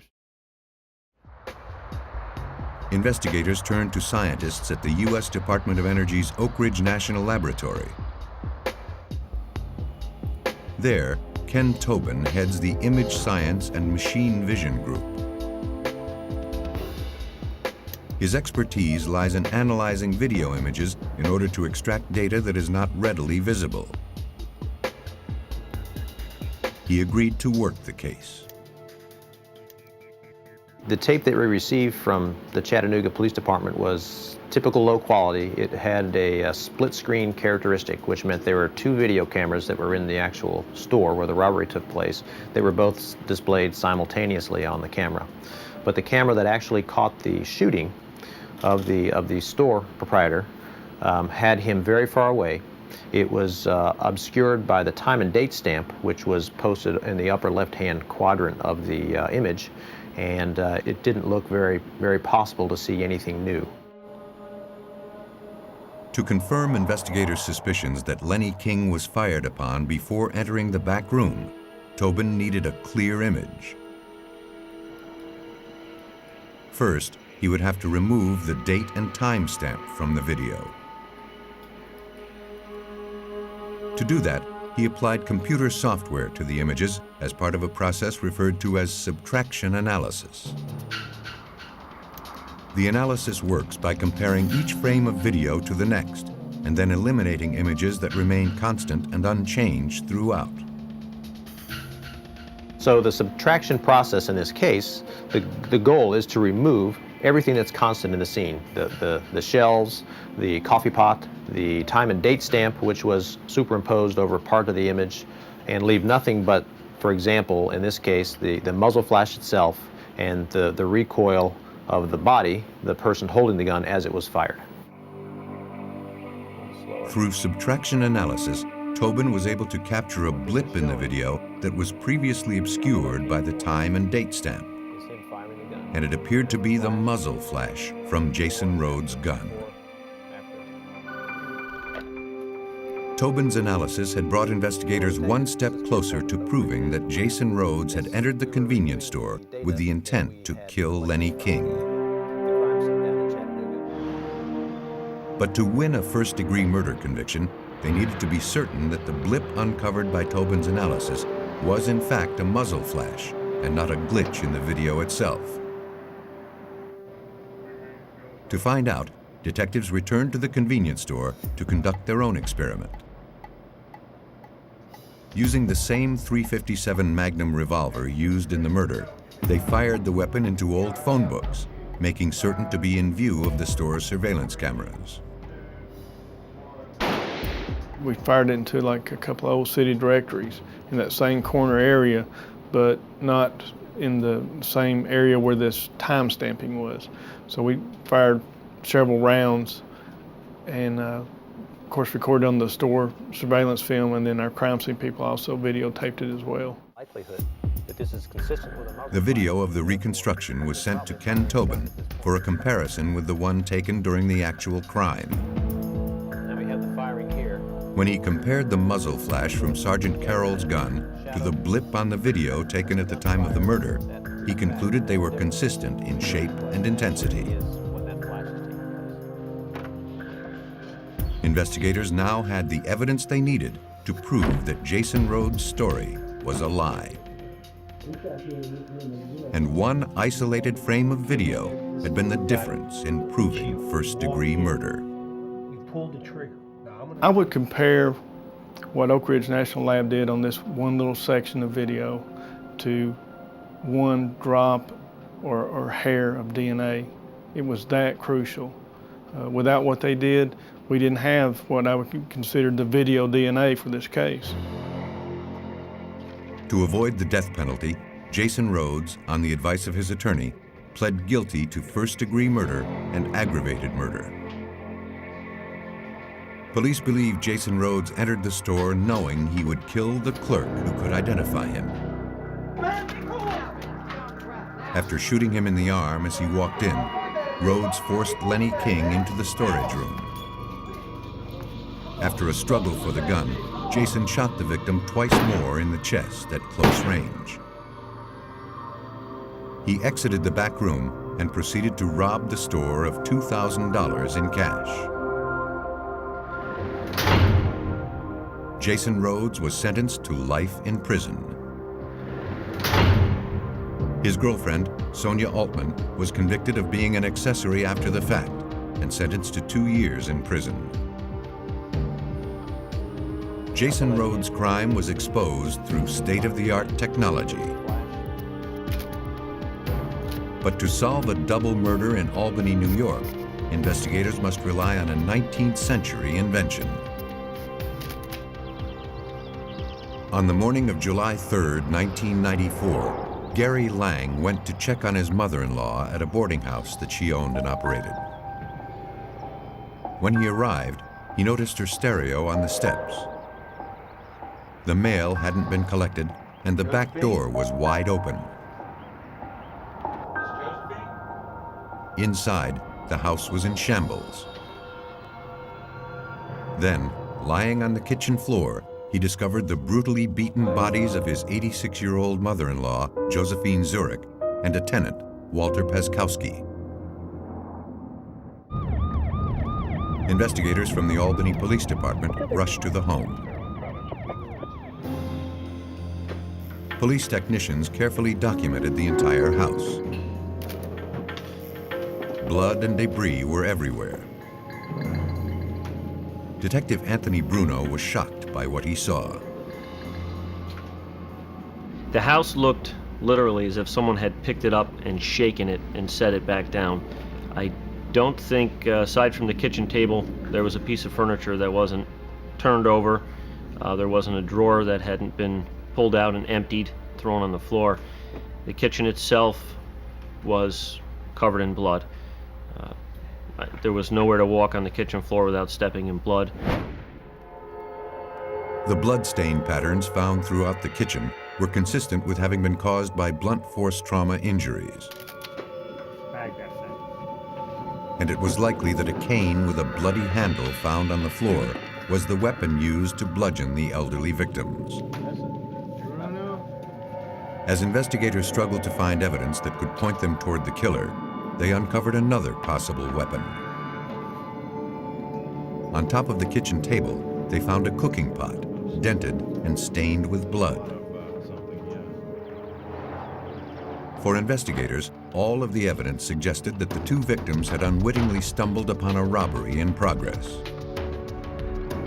And it appeared that the killer or killers had left in a hurry.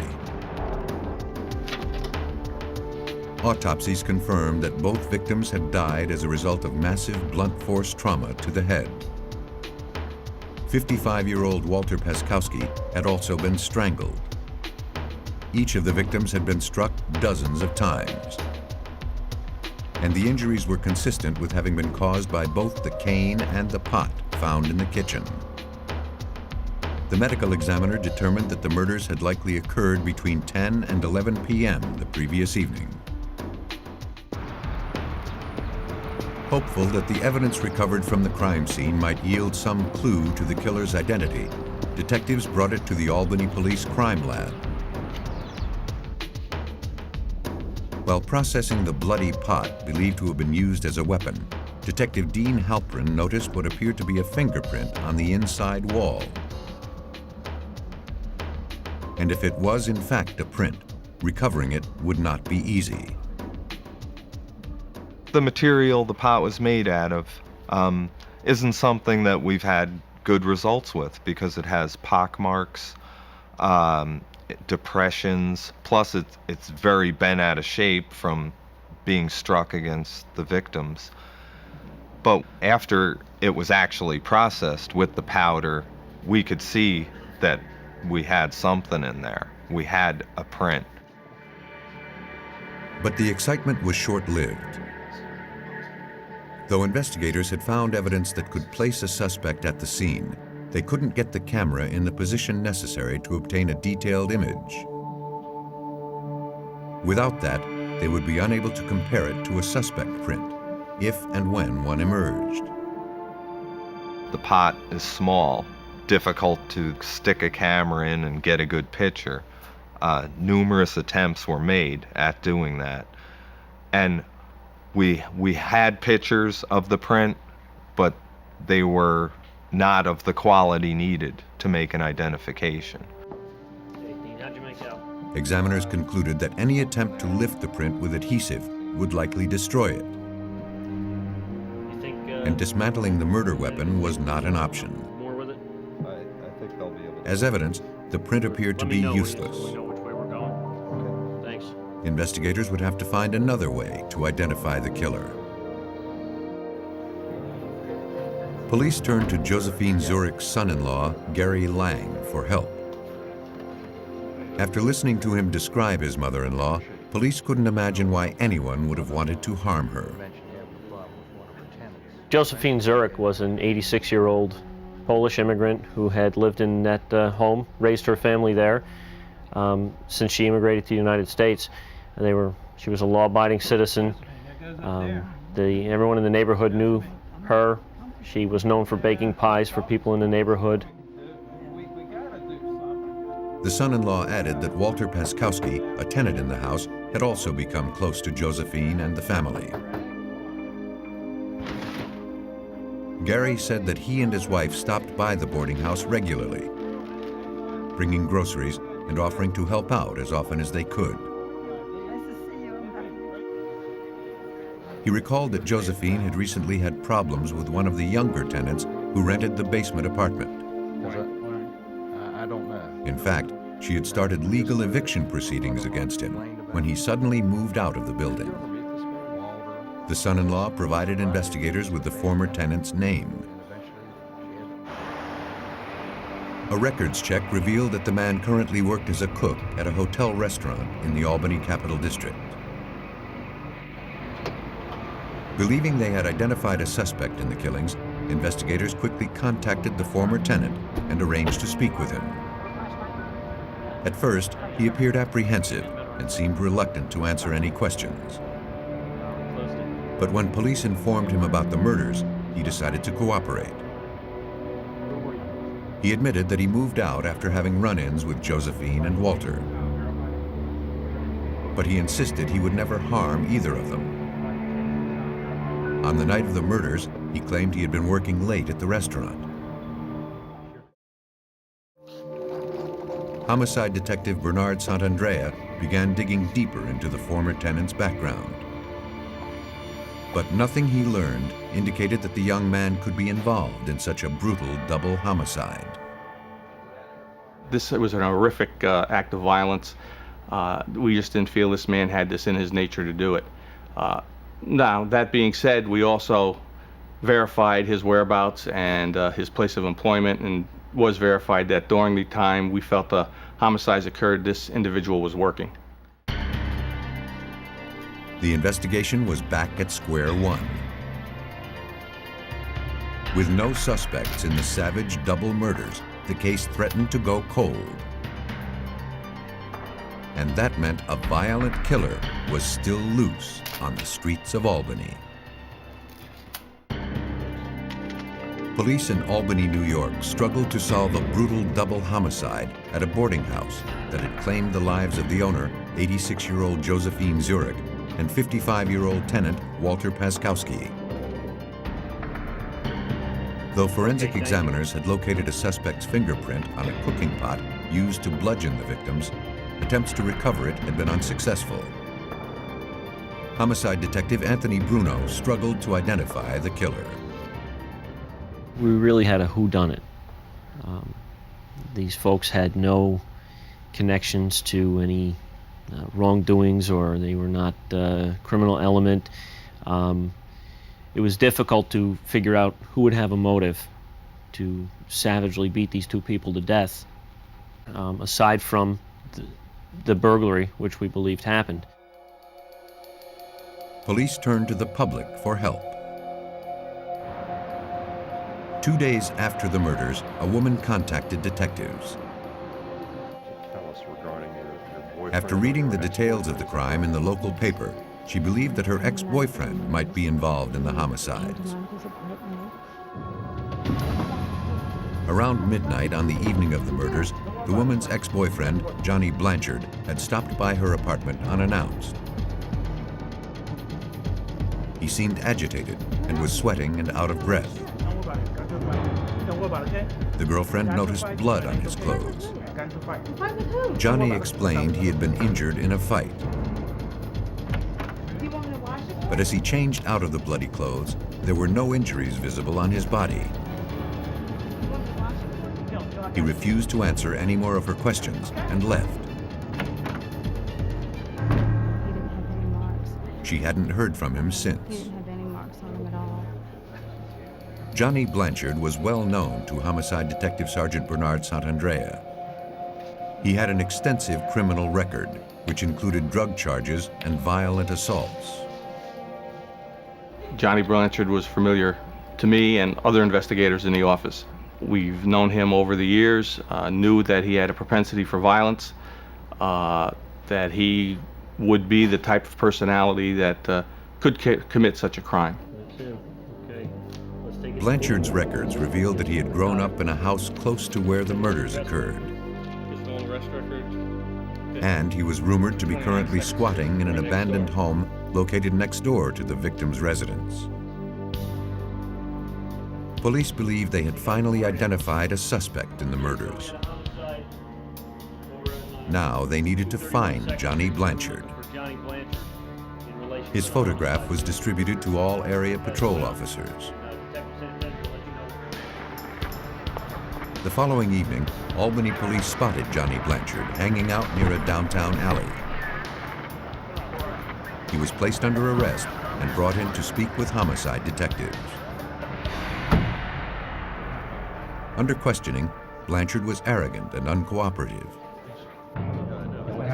He denied knowing the victims and insisted he had no information about the murders. After requesting that a lawyer be present, he asked to make a phone call. After a few hours of questioning, Johnny finally asked if he could call his former girlfriend on the telephone, and he wanted to speak to her before he spoke any further to us. Blanchard wanted to find out what his ex-girlfriend had told police. But while he was on the phone, he was overheard admitting that he had stolen a television and some jewelry from the boarding house. When police confronted the suspect with the information, his attorney showed up.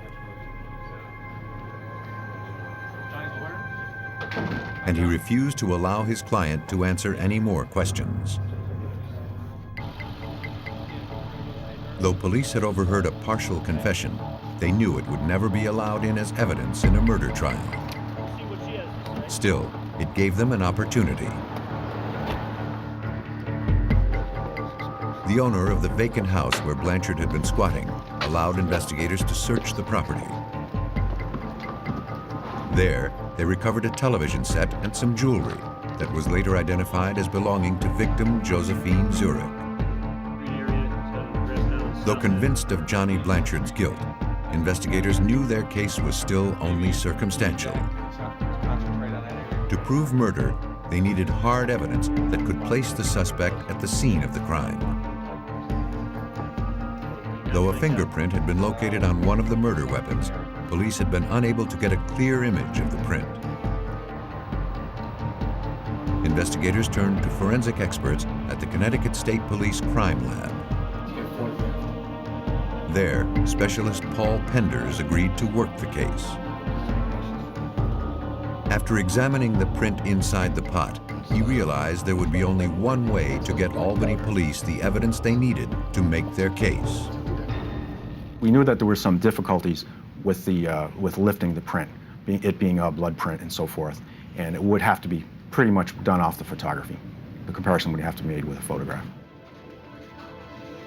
But that was easier said than done. Penders would have to find a way to precisely place a camera inside the pot in order to generate a clear image of the evidence. This impression is inside the pot, in the side of the pot, and we need to get a photograph of it straight down from 90 degrees to produce an actual size photograph. You couldn't get a conventional camera in that. Then, Penders had an idea. Though modern cameras could not be manipulated into the position needed, older cameras could. He decided to use a 19th century bellows camera, which was constructed using what is called a slide rail system. The slide rail allows the lens to be moved or slid into place, detached from the body of the camera. The system allows for greater access to images that are in hard-to-reach locations. Penders was able to slide his lens directly over the latent fingerprint. The film is another key component of the process. Each frame of film is 4 inches by 5 inches, much larger than the standard 35mm width. The major advantage of the 4x5 camera is you photograph the object already its exact size. So it's already life size. There's no question about enlarging it or reducing it. And the amount of information on that large piece of film far surpasses what a 35mm frame can give you. The procedure was successful. Using his bellows camera with the slide rail system, Paul Penders was able to get a high-contrast photograph of the fingerprint inside the pot.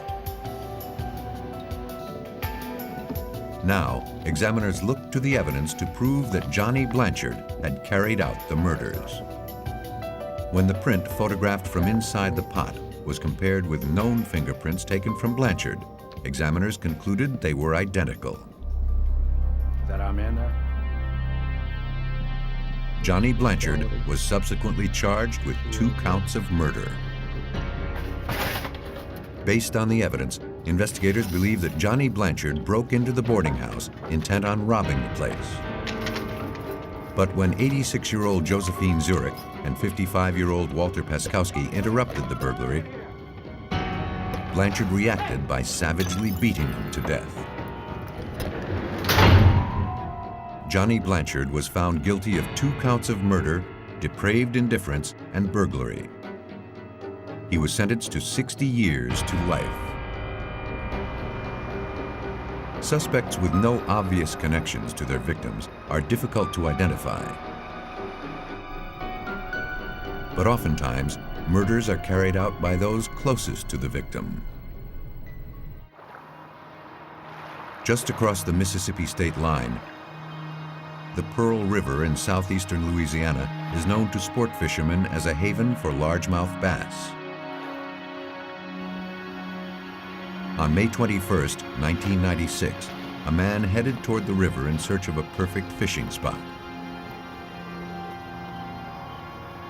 As he made his way through a small clearing, he discovered a decomposed human body. The fisherman quickly summoned police. Within minutes, officers and forensic technicians from the St. Tammany Parish Sheriff's Department arrived at the location. Before they began processing the scene, however, crime scene photographers thoroughly documented the entire area. And it was a mess. investigators found dozens of personal papers and letters scattered around a wide area. An empty backpack lay nearby. The female victim had been beaten and stabbed once in the neck. Officers combed the area looking for clues to the victim's identity. But other than the letters, they found nothing. The unidentified woman was transported to the coroner's office for autopsy. Though the body had decayed beyond recognition, the medical examiner determined that the victim was a Caucasian woman, approximately 5 feet 7 inches tall, and likely between the ages of 35 and 45. She had been dead less than a week. Cause of death was a single stab wound to the neck, resulting in a laceration of the right carotid artery. Detectives at the St. Tammany Parish Sheriff's Department began the process of trying to identify the murder victim. Captain David Hall didn't have much information to work with. First thing we did was basically get a measurement of the body and try to come up with an idea of what this individual looked like in a living state. We checked missing person files for the Mississippi and Louisiana area. Came up with nothing that fit the script of this young lady. Investigators began sifting through the papers for clues. All of the correspondences were addressed to a woman named Liz, and they were all signed Michael Packer. His return address was located less than 100 miles away in Biloxi, Mississippi. Biloxi police were contacted and dispatched to the address where the letters had originated. Michael Packer was not there. According to his roommate, Packer had left several days earlier to work a job somewhere in Alabama. When questioned further, he stated that he knew a woman named Liz. Her full name was Elizabeth Herdman, and until recently, she and Michael Packer had been romantically involved. The roommate said that Liz and Michael fought constantly, mostly about money. In fact, a few weeks before, one of their arguments threatened to turn violent, prompting the roommate to call police. But rather than suffer in a violent relationship, Liz packed her belongings into a backpack and left. The roommate believed Liz was currently homeless, but he had seen her less than a week ago looking for work at a local employment agency. Hoping to confirm the victim's identity, Louisiana police ran a records check on Elizabeth Herdman. Investigators learned that the 39-year-old woman had been arrested on minor charges several years earlier in Florida, and her fingerprints were on file. When those were compared to the prints lifted from the victim, police found a perfect match. Police had identified the woman found murdered along the shores of the Pearl River. And her ex-boyfriend, who left town around the time of her murder, was the prime suspect. Now, investigators needed to find him. Police in St. Tammany Parish, Louisiana, had identified a woman found murdered near a riverbank as 39-year-old Elizabeth Herdman. To find her killer, investigators began retracing her movements in the days leading up to the murder. Louisiana police traveled to the employment agency in nearby Biloxi, Mississippi, where the homeless woman was last seen alive. The manager there confirmed that Liz Herdman had been in looking for work on May 18th, 3 days before her body was discovered. And Liz had not come in alone that day. According to the records, she had signed in with 2 men, Arthur Cyber and Alfred Huntsman, and a woman named Felice Fisher. The manager had seen the group together before and knew them to be friends. The manager also confirmed that Michael Packer, Liz Herdman's ex-boyfriend and the prime suspect in her murder, had signed in earlier that same day. But by the time Liz and her friends arrived, he had already left for a job in Mobile, Alabama. 10 minutes and I'll be coming your way. Investigators were able to confirm that Packer was several hundred miles away when the murder occurred. Since Liz Herdman had been homeless at the time of her death, identifying a suspect would not be easy. She's living on the street. Anyone could be the suspect. She comes across people capable of committing homicide on a daily basis.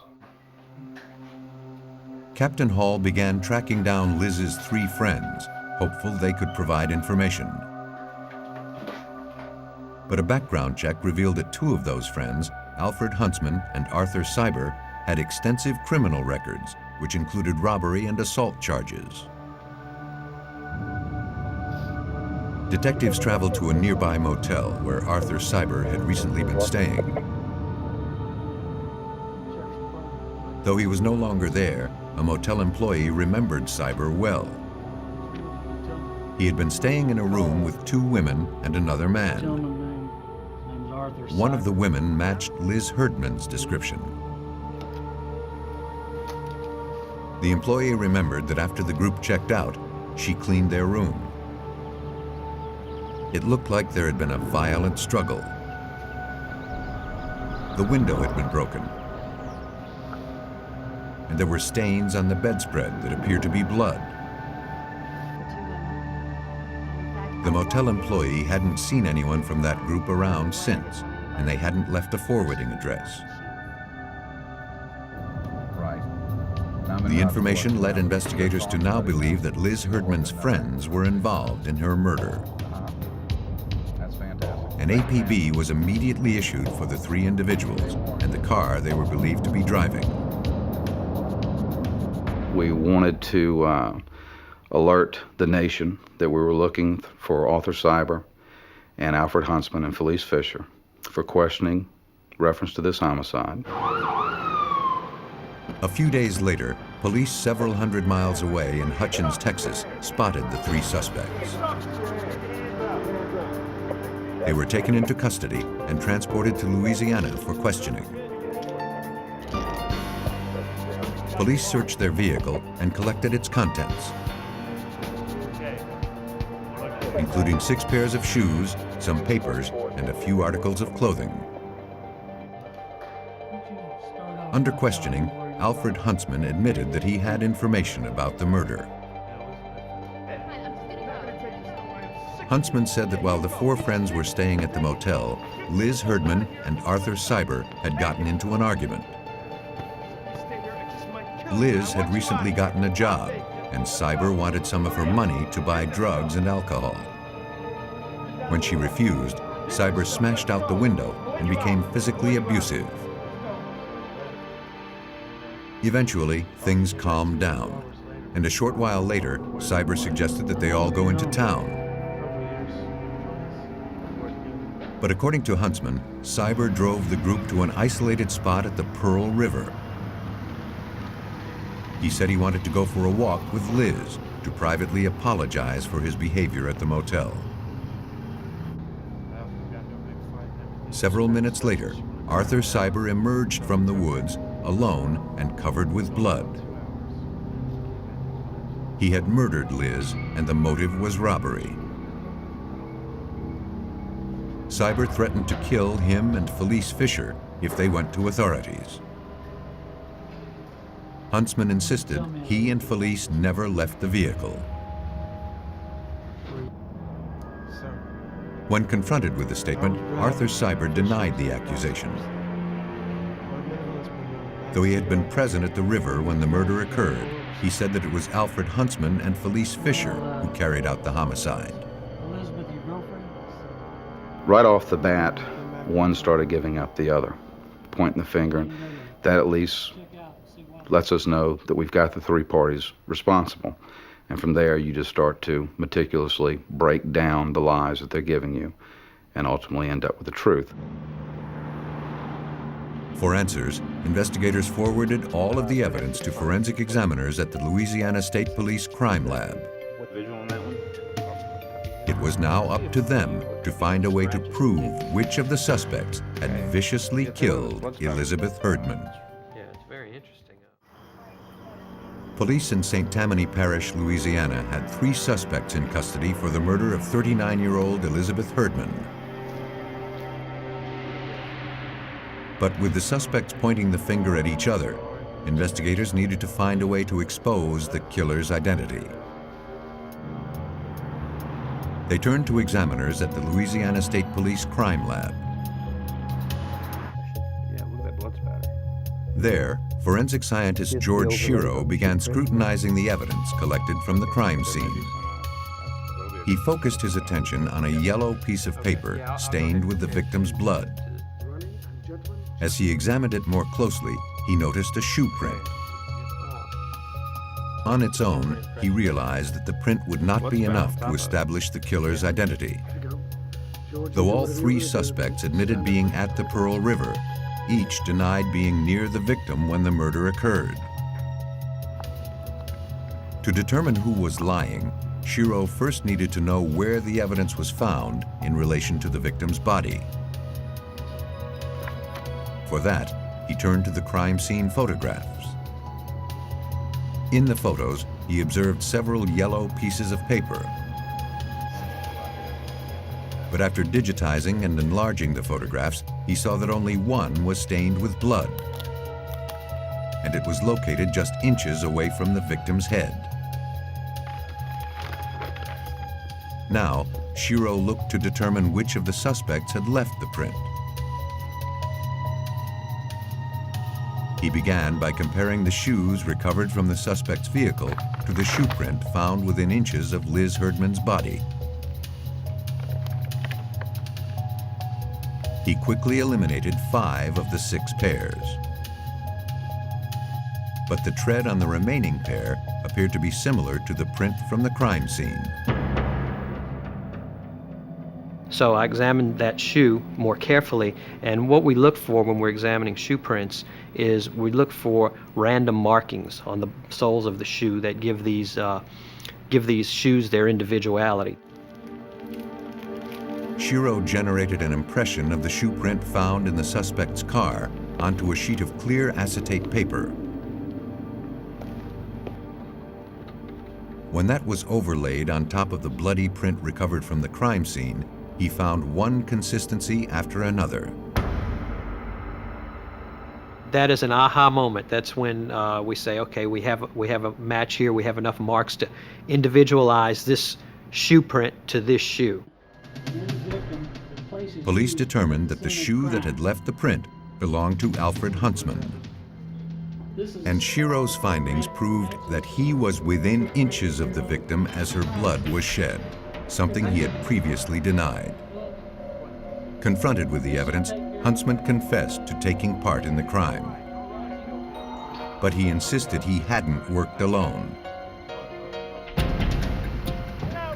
He said that he, Arthur Cyber, and Felice Fisher had driven Elizabeth Herdman to the clearing off of the remote road near the river with the intent to rob her. But the robbery spiraled out of control, and when Liz fought back, Arthur Cyber stabbed her in the neck. Huntsman admitted that he beat the victim while Cyber killed her. Polygraph tests later confirmed that all 3 suspects had participated in Elizabeth Herdman's murder. Arthur Cyber was convicted of first-degree murder and sentenced to life in prison. Alfred Huntsman received the same sentence. Felice Fisher pled guilty to accessory after the fact for first-degree murder and for second-degree kidnapping. She was sentenced to 25 years in prison. Most killers look to strike when their targets are isolated or far away from potential witnesses. When investigators struggle to identify a suspect, they turn to forensic examiners who can expose a killer's guilt caught in the camera's eye.